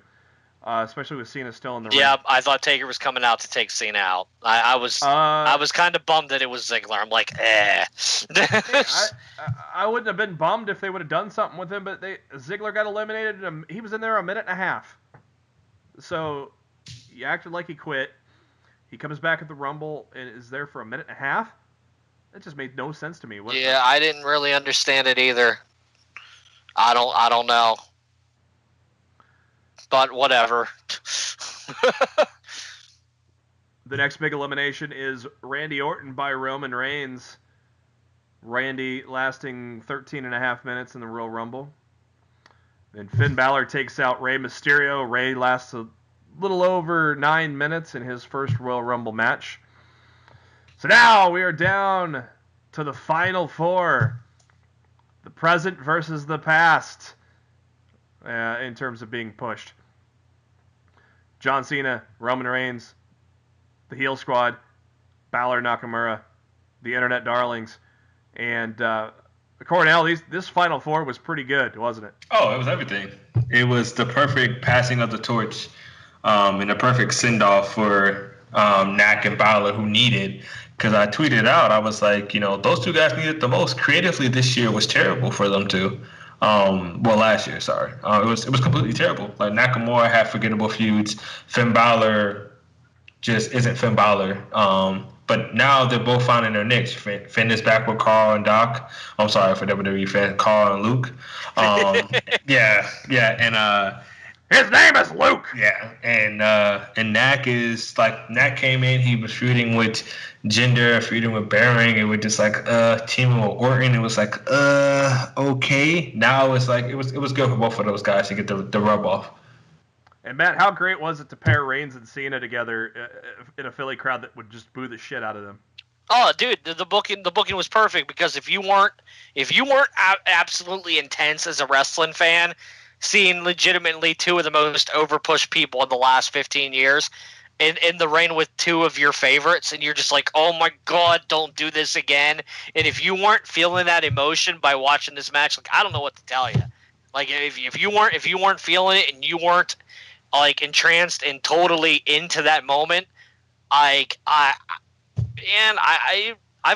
no words for you. Like, honestly, I was very minimal on Twitter tonight. Like, I was literally like, I posted a tweet, I shrunk tweet deck down, and like, I was just focused on the show, and really, like, my comments were really like, I loaded it up after something I tweeted, and I shrunk it back down, and I went back to the show. And I was very invested in a lot of the stuff that they gave us tonight. And when you get invested, you kind of forget the tweet. And that's kind of the point where I was at tonight. Like, I was so invested in what they were giving us. Like, I was good, not being on the Twitter machine all night, tweeting the proverbial play-by-play, as it were. And I'm the opposite. If I'm invested in it, I always like to tweet out those moments, those great moments, and I'm like, oh my god, And so I'm kind of the opposite. Yeah. Scary predictions by me. I predicted Finn Balor to be the fourth to last one to be eliminated. I said the Miz would eliminate him, but John Cena eliminated Finn Balor at fourth to last. So I predicted Finn to be 2. I predicted Finn to be the Iron Man, and I predicted when he would get thrown out. That's scary that I got those right. You're creepy. Finn Balor lasted an amazing 57-38 in his first ever Royal Rumble match, just falling short of becoming the 7th guy to last an hour in the Royal Rumble. So now we're down to Cena, Reigns, and Nakamura, and those two heels. They decided to gang up on Nakamura. And, my God, probably the elimination of the night was Shinsuke Nakamura eliminating Cena with a Kinshasa on the ropes, Matt. I think that was my elimination of the night. That was just a lot of drama, well executed. You were like, oh, he's gonna shoulder tackle him through the ropes. No, Nakamura backed up and then hit the Kinshasa, and there goes Cena flying. That was a great spot. So now we got Reigns and Nakamura, your final two competitors, and Cornell. Reigns and Nakamura. They put on a hell of a match before one getting tossed out, didn't they? Oh, hell yeah. It made me want to be like, damn, can one of y'all go to each other's shows? Can we get a real long feud? Yeah. Like, honestly. But it was good because that was the first time they mixed it up. And they were good. They were on top of it. It was just good to see. Like, I don't know. Like, in my opinion, when some top guys work with other guys, you can see the respect level is mutual or not. But it was good to see that Roman sold everything Nak did perfectly, and he also stood his ground as the big dog. So it was the perfect combination. Yeah, definitely. Nakamura and Reigns, as they kick off the final two, Nakamura tells Reigns to come on. Yes. Yeah. I love when he does that, man. That got me. Nakamura slapping an armbar on Reigns while he's over the top rope. That was pretty risky. Yeah. And Reigns goes for the spear. Nakamura knees him into the head, jumps off the middle ropes, hits a flying knee, and then Reigns hits the spear, picks up Nakamura to try to eliminate him, but Nakamura grabs the ropes just when you thought he was dead. And then Nakamura runs the ropes and hits a Kinshasa, picks up Roman's, and eliminates him from the match after 65 minutes of what I've seen many people say one of the best Rumbles in the past decade. I would have to agree. The energy was there, the pacing was there, the moments were there, and the right guy won. So, Matt, this probably was one of the best Royal Rumbles in the past decade, wasn't it? I would have to agree. I honestly can't remember the last Royal Rumble I enjoyed as much as this one. You know, I'm sure if I had the list in front of me, I'd be able to pinpoint which one it was. Maybe it was the one where Sheamus won and eliminated Jericho, because I totally didn't see that coming. You know, that might have been like the last one that I enjoyed as much as I enjoyed this one. But it was a fantastic Rumble. The storytelling was incredible. The only thing I would say is I don't feel like they set up a lot of feuds on the road to WrestleMania tonight in the Rumble like they normally do.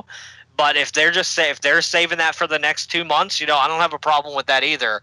You know, I thought everything was great, and I am so hyped to see Nakamura versus AJ Styles in a WWE reign. If they let these guys have 20 or 30 minutes and they just let them go, like, everybody who doesn't understand what the big deal about Shinsuke Nakamura is right now will totally understand after WrestleMania. Yeah, I think they started to get the point tonight at the Royal Rumble. I think it was definitely the best story told in the Royal Rumble since Edge won it in 2010, coming back from injury. And then, of course, right before that would be John Cena in 2008, before everybody started hating him. Because that was just a tremendous comeback. Nobody saw it coming. Triple H was in the dark. He didn't even know it was coming. His reaction in the ring in 2008 was completely genuine. He had no idea that Cena was coming back. So, yeah, it's got to be at least up there with the Cena and Edge over the past 10 years. It's been, and I think Orton was. And we talked about this on the show last year, Matt. Orton was cheered just because he eliminated Reigns to end it. Yeah, so. I mean, I didn't feel overall that Rumble was very good either. I mean, just because I was okay with the winner didn't mean I enjoyed the actual Rumble itself. No. And that was one of those Rumbles I wasn't really feeling it. Your Iron Man of the match, I predicted that one, Finn Balor, 57-38. Shinsuke Nakamura came in second at 44-25, followed by Rusev at 30-27. The gentleman that spent the fourth most time in the Royal Rumble was John Cena at 28-33. And the fifth most time in the Royal Rumble is Andrade Cien Almas at 28-20. Wow. So I'm surprised about that. Wow. Andrade? I didn't even feel like Cena was in there that much. Yeah, me either. Yeah. So that's surprising.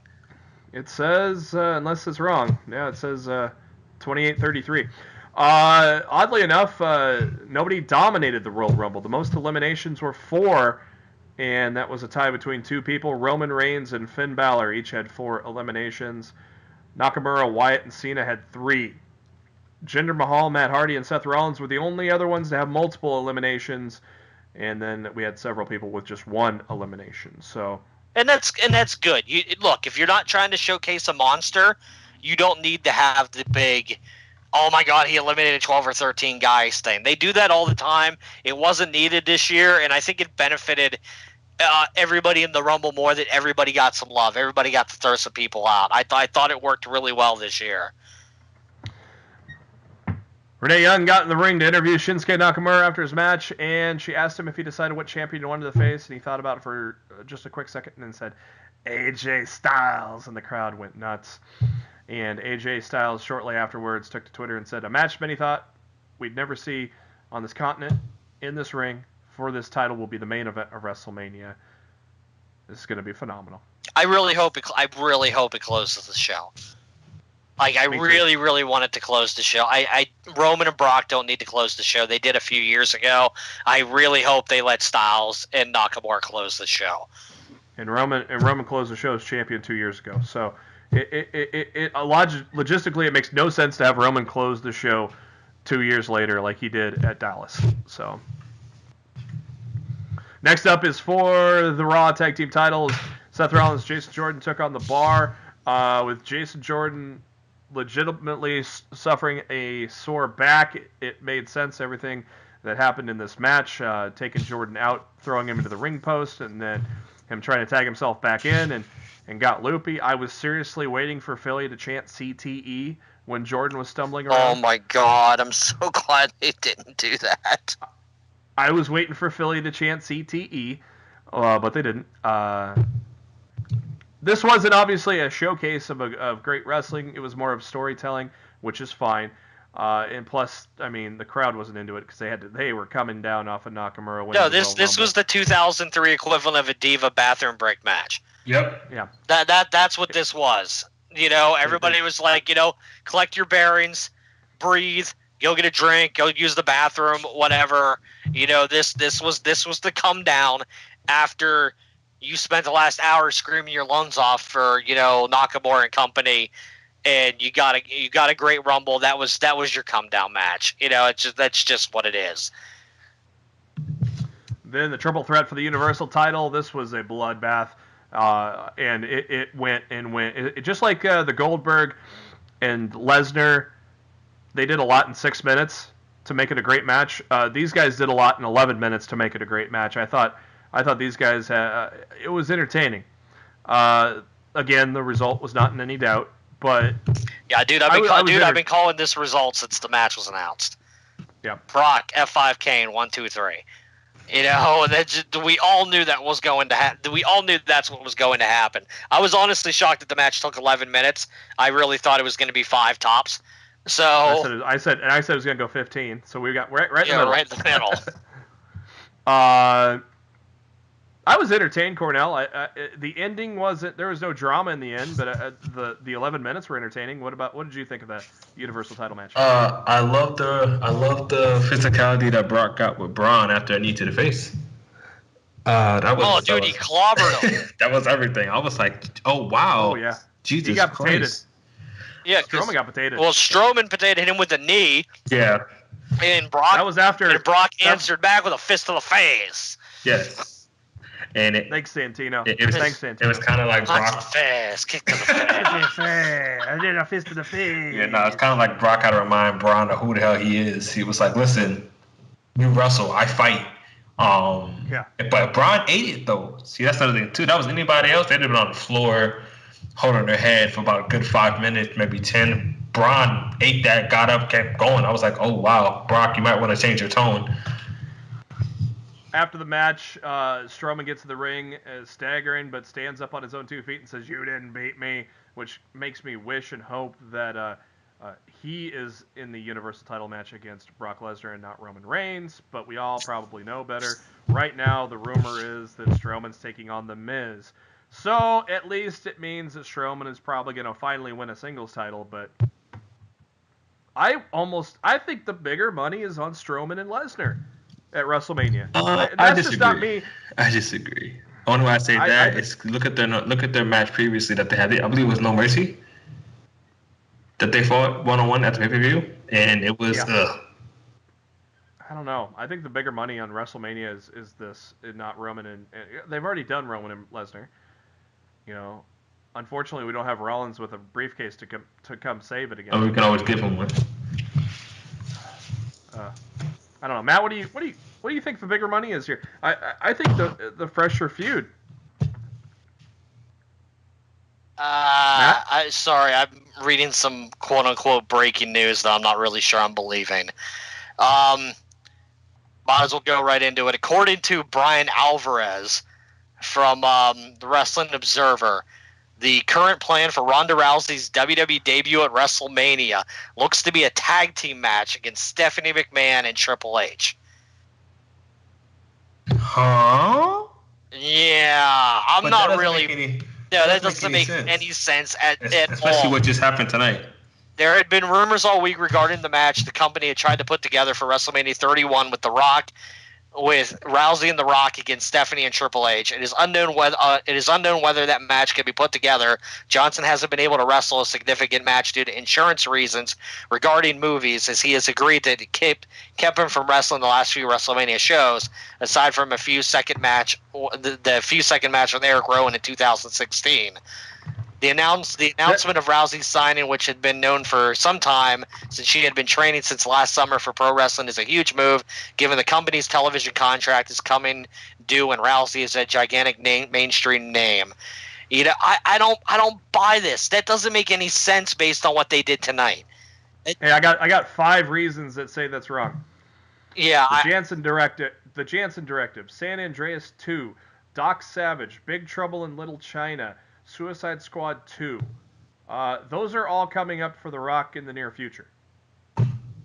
Yeah, well, they're saying they're not saying who Rousey's partner is. They're saying that the original plan at WrestleMania 31 was to do this match. Yeah, but they were going to do it. They were going to do it in Dallas, I think it was. Did Brian Alvarez watch the end of the Royal Rumble? I don't know. I'm not. This doesn't make any sense. I'm gonna say this is smelling of some bullshit.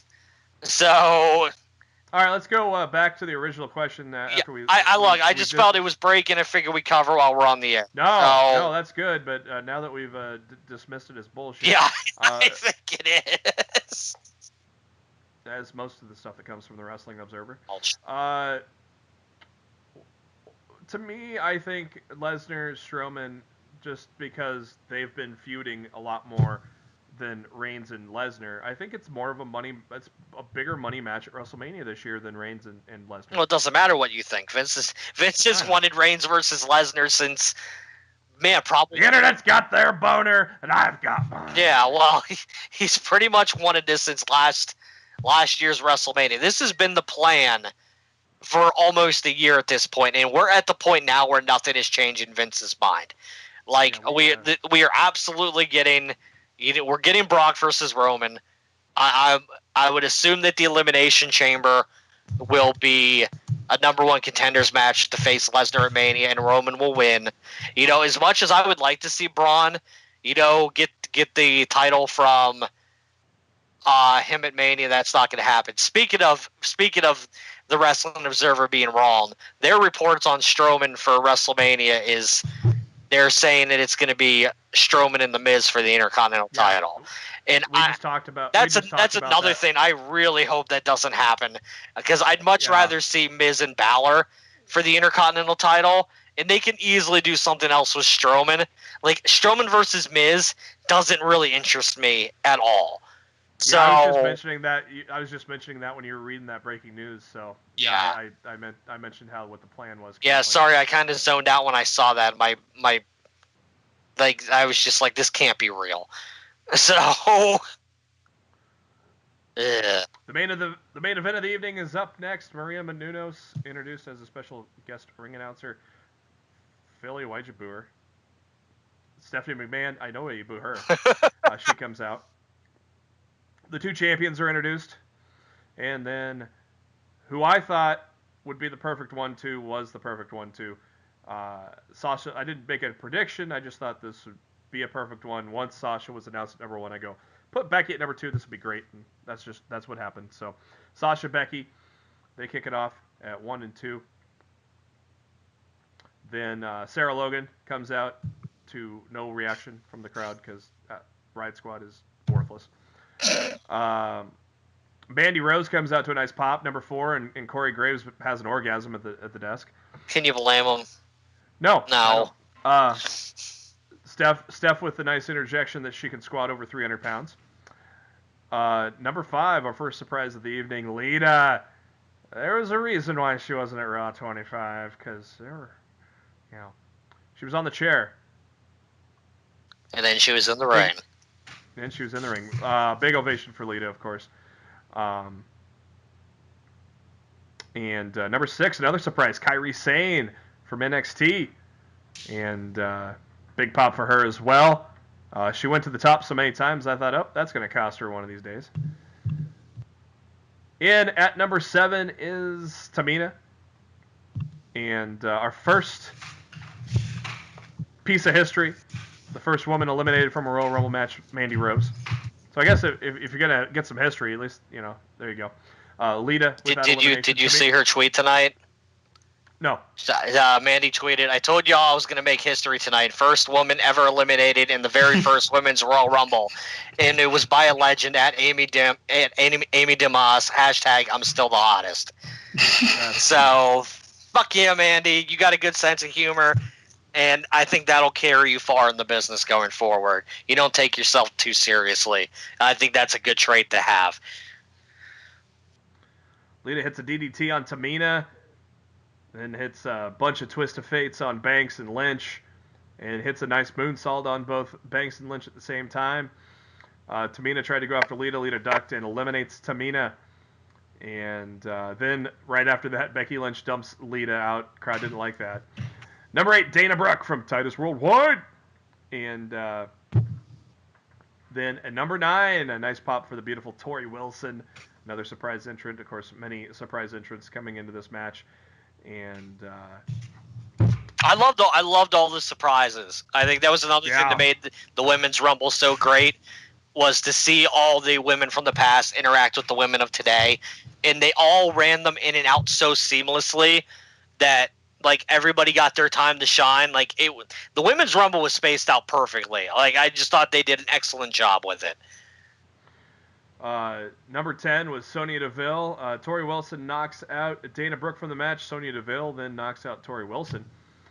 And next up is probably the woman that got the most eliminations, surprisingly, Michelle McCool. Actually, she's not next, though, but Liv Morgan at 11. Another surprise, Molly Holly. She looked great, too. She comes in at number 12. Big pop for Lana at number 13. Of course, big Rusev Day chant. Then our next surprise, one we were probably expecting after Raw 25, though, Michelle McCool. And Michelle McCool went nuts. She eliminates Sonya Deville, Liv Morgan, Molly Holly, and Lana. Big moment there. She got that Taker push. Yeah. She eliminated the most women in the Royal Rumble. Pretty cool there. Number 15, Ruby Riott from the Riott Squad. And so we're now at the midway point. Number 16, excuse me! Dude, this was funny as hell. Great surprise. I love that they included Vicky in this first ever Women's Royal Rumble. I think that was a great move. And that was a great moment. And I'm sure Vicky won't be able to talk until Tuesday from all the screaming she did there. So the 4 women she was screaming at, Sasha, Becky, Michelle McCool, Ruby Riott, they all eliminated Vicky Guerrero. So that was fun. That was good stuff. Number 17, Miss Money in the Bank, Carmella comes out. And then number 18 is Natalya. Come on, man. You got to Vicky clobbered her with the briefcase. Oh, that's right. Shit was hilarious. She jacked Carmella with the briefcase. That was great. Number 18, Natalya. And Natalya tosses out Michelle McCool to a lot of boos because obviously McCool was on fire. And so Natalya with the elimination there. Then Ruby Riott eliminates Becky Lynch, to everyone's surprise. Becky Lynch lasts the only 2 numbers I have for times in the Rumble are Becky and Sasha. Becky went 31 minutes in the very first Royal Rumble match. Kelly. Is that number 19? Kelly? Yeah. That's what Santino would always call her. Oh, I don't know. Kelly. And that was when Natalya dumps out Michelle McUndertaker. And number 20, Feel the Glow, Naomi, comes out next. Hits the rear view on Natalya. A little interjection that I did not know that they said in the match that one of Naomi's mentors was Kelly, which I thought was interesting. Yeah, I did not know that.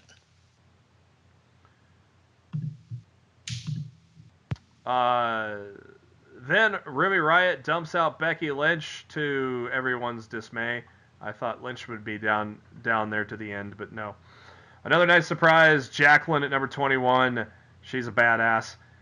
Number 22 is Nia Jax. She's a badass. Jacqueline gets tossed out by Nia Jax.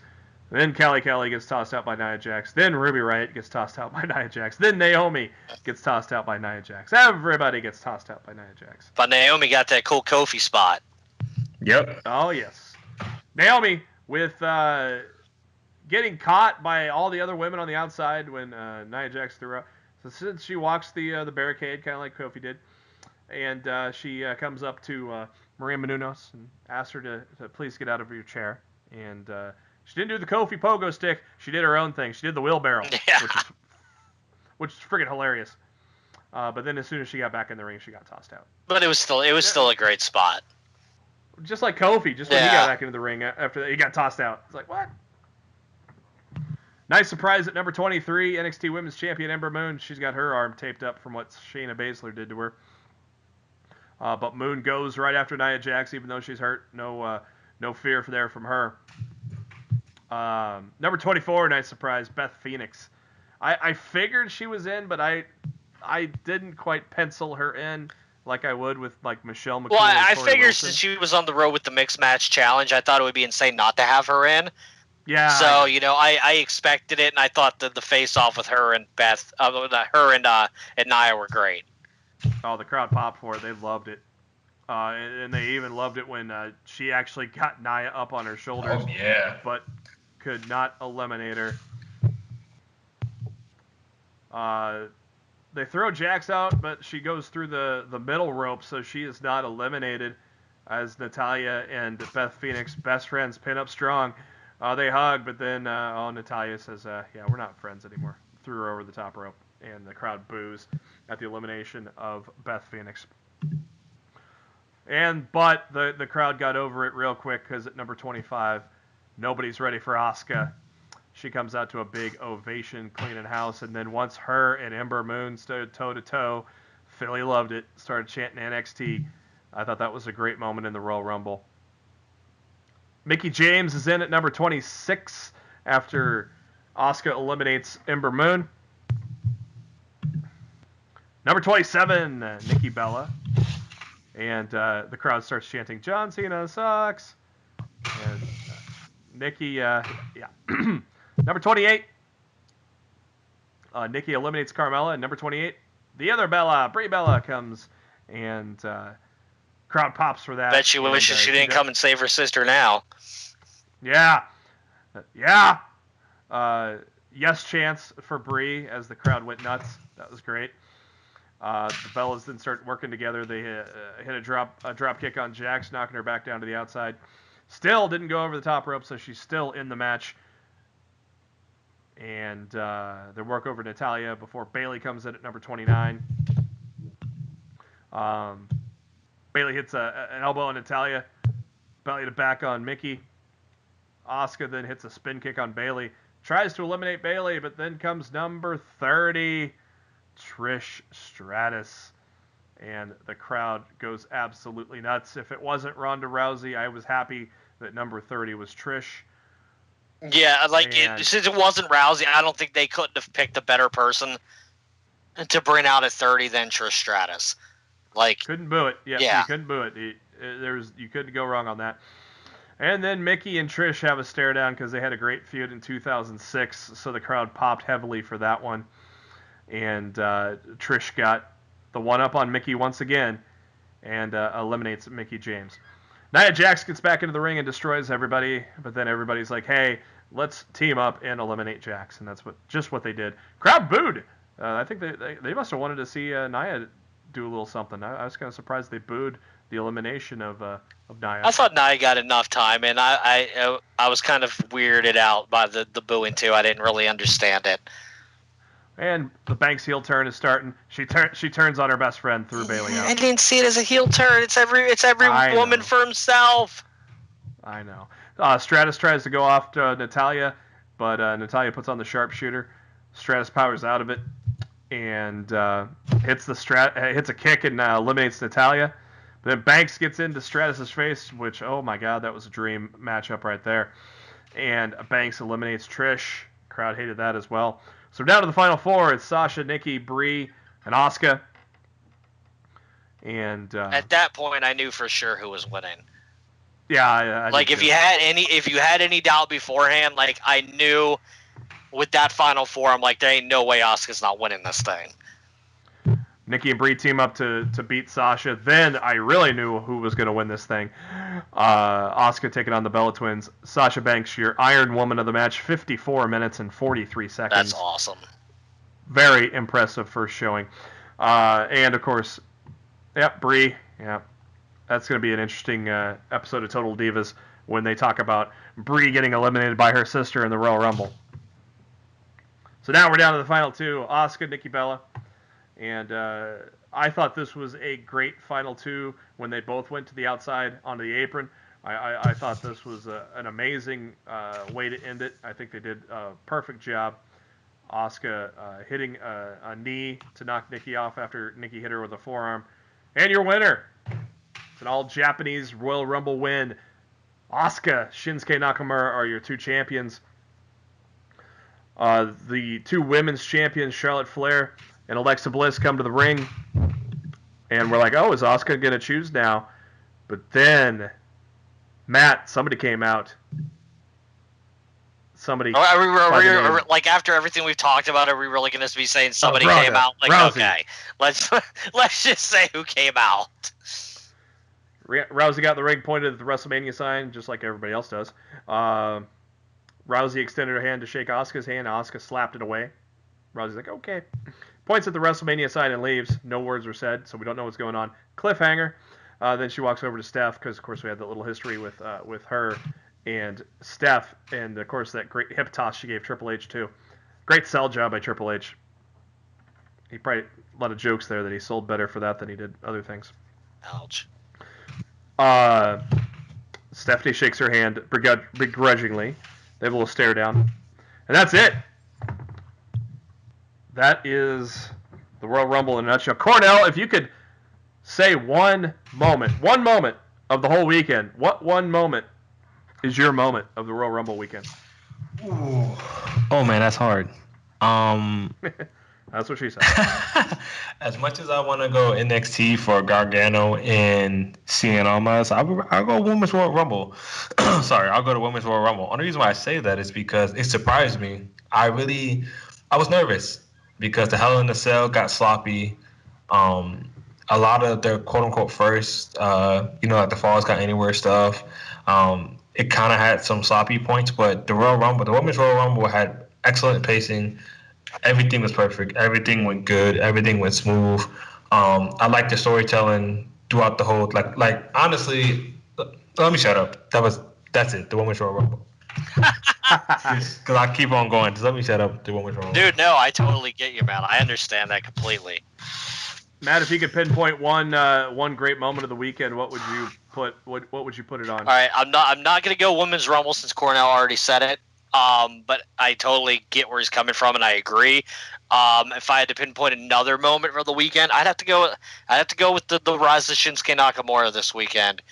The guys, to be fair, has not gotten the best hand being dealt to him since being called up from NXT. He's been kind of floundering on SmackDown Live. They haven't really done a whole lot with him in the recent months.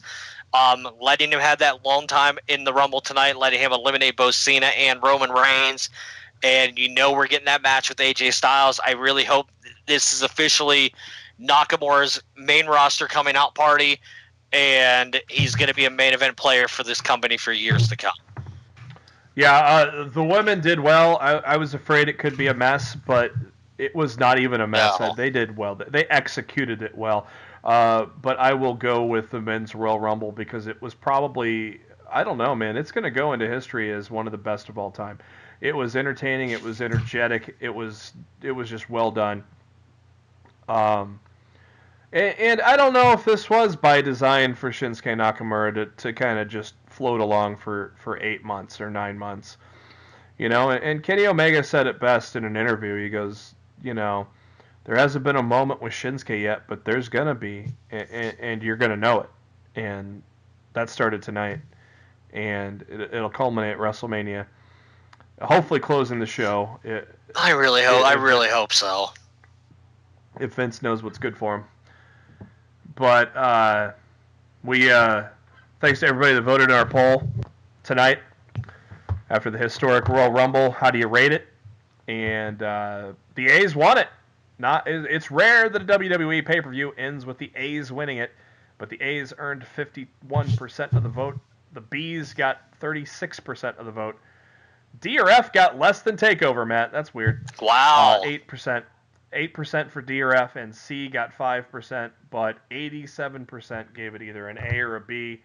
That's a good thing. Yeah, that's a big win for WWE. Going into the road to WrestleMania, that is a huge thing. I do not have times in the Royal Rumble except for Sasha and Becky. That still has not been updated yet. Your total eliminations were I think are wrong. It says Michelle McCool had 5, but I only see 4. Oh, she had one with Vicky Guerrero. So Michelle McCool did have the most eliminations with 5. She eliminated Vicky Guerrero, Lana, Liv Morgan, Molly Holly, and Sonya Deville. So Taker told Vince he wasn't wrestling at Mania unless his wife got the most eliminations tonight. So now that happened, and that's good, we're going to see Taker on Raw tomorrow. Set up that feud with John Cena going into Mania. They see Taker had to wait to make sure Vince lived up to his end of the bargain. Say, you don't see these things coming. And how many of these women of the past do you wish are coming back? Like I wish a lot of them would come back. To be honest, you really round that division out. Yeah, Beth Phoenix, Molly Holly, Michelle McCool, Tori Wilson, Trish Stratus, all come back. Lita, all come back. Kelly. You know, I think Brie and Nikki are. I think Brie and Nikki are as good as back. I think Brie's coming out of retirement. I think that's been rumored for a while now, and obviously Nikki was here and there for a while.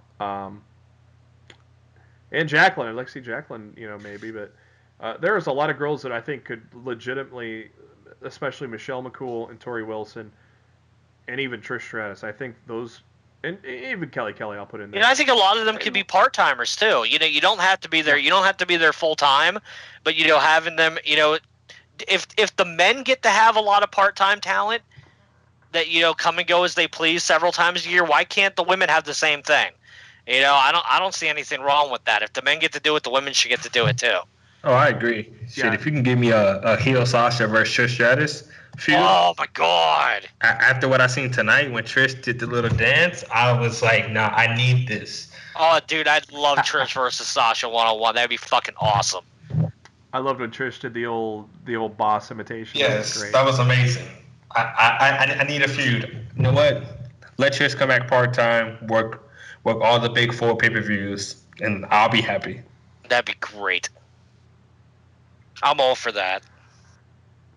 Well, you can tell we're excited of what happened this weekend because not many pay-per-view post-shows go 2 hours. This one yeah, dude, we're on it like an hour and a half tops, we're done. Because normally we just, we're running through really quick. But, a lot of good stuff happened this weekend. So, yeah, that just kind of happens. Look, the road to WrestleMania is officially kicked off, and it's a good thing for a change. We're not dreading the road to WrestleMania from here on out. I'm really excited where the next 2 months are going to take us. So, yeah. Strap in. Let's get ready. Where do we go from here? Monday Night Raw, motherfucker. That's where we go from here. That's true. Let's start with the United States title, Bobby Roode. Matt, who do you see as the next feud for Bobby Roode for that title? I figured Ziggler will be involved in some way. So that would be my guess. Yeah, I'm surprised he wasn't. I'm going to probably go ahead and go out on a limb. Since this was on the kickoff show, they had Mojo, but I am going to go out on a very strong limb and say that Bobby Roode's going to do another U.S. Open challenge and Ziggler answers it on Tuesday. Yeah, I'm fine with that. Apparently, we're going towards Braun Strowman and Miz for the IC belt. I don't know how they're going to get there, and I don't know how that's even going to play out. And I'm not sure how I'm supposed to care. Like, why am I supposed to think for 1 minute that match should last more than a minute? Strowman versus the Miz, like, honestly, Strowman should be able to beat him in like 60 seconds. Yeah, that to me, that's not a great WrestleMania match for Miz. I think Miz deserves better. I really think Miz and Balor is the ticket. Is what they should be going with. But yeah, I hope. Let's hope Meltzer's wrong. Well, he's been wrong a lot. I was just about to say that. He's wrong. He's wrong more than any other mainstream wrestling reporter. So I'd like to think that he's got some stuff wrong. I've got nobody on the inside, and I get it right more than he does. SmackDown, we already mentioned for the tag titles that we figured the Bludgeon Brothers are going to be next. You gotta feel they're next in line. The Raw tag title side, I say Gallows and Anderson, Matt. Well, not after they lost to the Revival tonight. Yeah, they got the heat back. Well, I think the rubber match is coming up. If they win the rubber match, I think Gallows and Anderson, they've gotten a revival, so to speak, pun intended, with pairing with Balor. Yeah, I'd be totally okay seeing them in the bar tear it down. So, WWE Championship at Fastlane, and whenever that is, March, I think. Yeah, I think it's like the first week of March. I wonder if Shane's going to put Kevin and Sammy in a match against each other in the winner faces styles. I don't know if that's how that's going to play out. I don't know where that's really going to go. It doesn't. What do you think? It doesn't matter it doesn't matter what they do at Fastlane right now because everybody knows it's Styles and Nakamura at WrestleMania. So everything else is secondary at this point. It really doesn't matter what they do at Fastlane. Honestly, to me, Styles doesn't even need to defend his title at Fastlane. They could do a multi-man tag match. Or whatever, that have him involved in it that way, and they could do Styles and Nakamura against Owens. Yeah, they could do something like that. They could have the tension between Nakamura and Styles going into Mania. They could easily do something like that.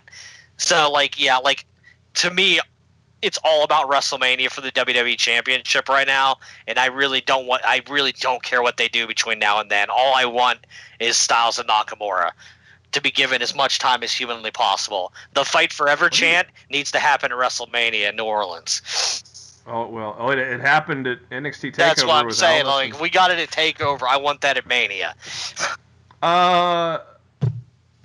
What do you do with Randy Orton at WrestleMania? He seems to be kind of in a weird spot. Honestly, that's a good question. I don't know. Yeah. If I'm booking it somewhere between now and Fastlane, you turn Orton heel and you have Orton and Rude for the U.S. title at WrestleMania. Only if Rude goes over. I'm not booking that with Rude losing to Orton at WrestleMania. No, I'm not either. But I'm saying that'd be a great WrestleMania feud. Rude and Orton. You could easily just do KO and Orton and Mania. Could. There's really nothing for them right now. There's really nothing for KO right now either after that storyline potentially wraps up at Fastlane. So they could feud with Orton and Orton finds a partner. Maybe they have a tag match at Mania. Orton and Zayn against or Owens and Zayn against Orton and somebody. Shit, he could call Batista. Oh, he wants to come back too. That'd be interesting. I'd be okay with that. That would be a neat little tag match. That'd be a great build. I think that'd be a great build too. And we all know what's going on with the Universal Championship. And we all know with the women, we figure Asuka and Bliss, and we figure maybe Rousey and Charlotte. I don't know. I think they put her straight in the title match, but I really don't want that tag. I really don't want that tag match. I want one-on-one. Yeah, I wanted Rousey and Charlotte. To to see what they made you think you're going to get and to what they're claiming it might be, I would be very disappointed to see that would be what the match would be given. And at that point, I feel like Rock ain't going to do it, so it's going to be Rousey and Kurt Angle against Triple H and Stephanie McMahon. Like, yawn. Yeah, like I was looking forward to Angle versus Triple H, but I don't want Rousey and Stephanie involved. Like, I want Rousey doing her own thing. So, yeah, I don't think this is a good idea, especially being a full-time talent. Like, that match would be fine as a spectacle, love like coming in as a part-timer or a one-off deal or whatever. But there's no reason to do it now. Not with a full-time talent. It just seems like a waste of her first WrestleMania. Yeah, with the way WrestleMania's been booked lately, that could be the case. It's being booked as a spectacle and not a pro wrestling event. Oh, I guess we'll see. Cornell, thanks for joining us, man. We'll have to have you back again sometime. Of course, always. I like the chemistry you guys have. I sit back and I be quiet. I'm like, damn, y'all just like boom, boom, boom, boom. It's like a wrestling match. It's like good chemistry. It's like everything. It's like he goes for a spot, you know how to react. You go for your spot, Matt. Jeremy's already there. It's good. I like it. The weird thing about that is we've had that since episode 1. It just has been amazing how it's worked out, and thank you for that. We're having a lot of fun. I mean, hell, this is episode 157. Crazy, so. 3 years, freaking crazy. Rhonda, you can follow. I don't mean to cut you off, but Rhonda just posted on Instagram, "My road to WrestleMania begins now," with a picture of her staring at somebody, doesn't show who, and pointing at the sign. Ooh. Interesting. Very interesting. You can follow Cornell on the Twitter at Cornell Gunter. That's CornellGunter. And that's going to do it for this lengthy post-pay-per-view edition of Lost in the Midcard. You can tell we're having a lot of fun with this one tonight. But thank you to SpiderDuck.net for being our host, enabling us to be on iTunes and any of your favorite podcasting apps. If you haven't done so already, go search for Lost in the Midcard and hit that subscribe button. Tell your friends to do so also. And if you like the YouTube, you can subscribe to us on there. All of our links for the subscriptions are on our Facebook page, facebook.com/Lost in the Midcard. Go to the pinned post there, or our pinned tweet on the Twitter at LITMC Podcast, where we also share a lot of the great tweets from the wrestling world. And you can follow Matt on the Twitter at RawF Showtime. You can follow me on the Twitter at JB Huskers. And before we ride off into that sunset and truly get on the road to WrestleMania, Matt, what are your final thoughts? WWE did it right this weekend. Now it's just time to strap in on the road to WrestleMania and have some fun. I think we're going to have a fun Monday Night Raw and a fun Tuesday SmackDown Live. I think we're going to be on for a great ride. For Cornell and Matt, this is Jeremy. Thank you for tuning in to Lost in the Midcard. We'll be back at you on Thursday.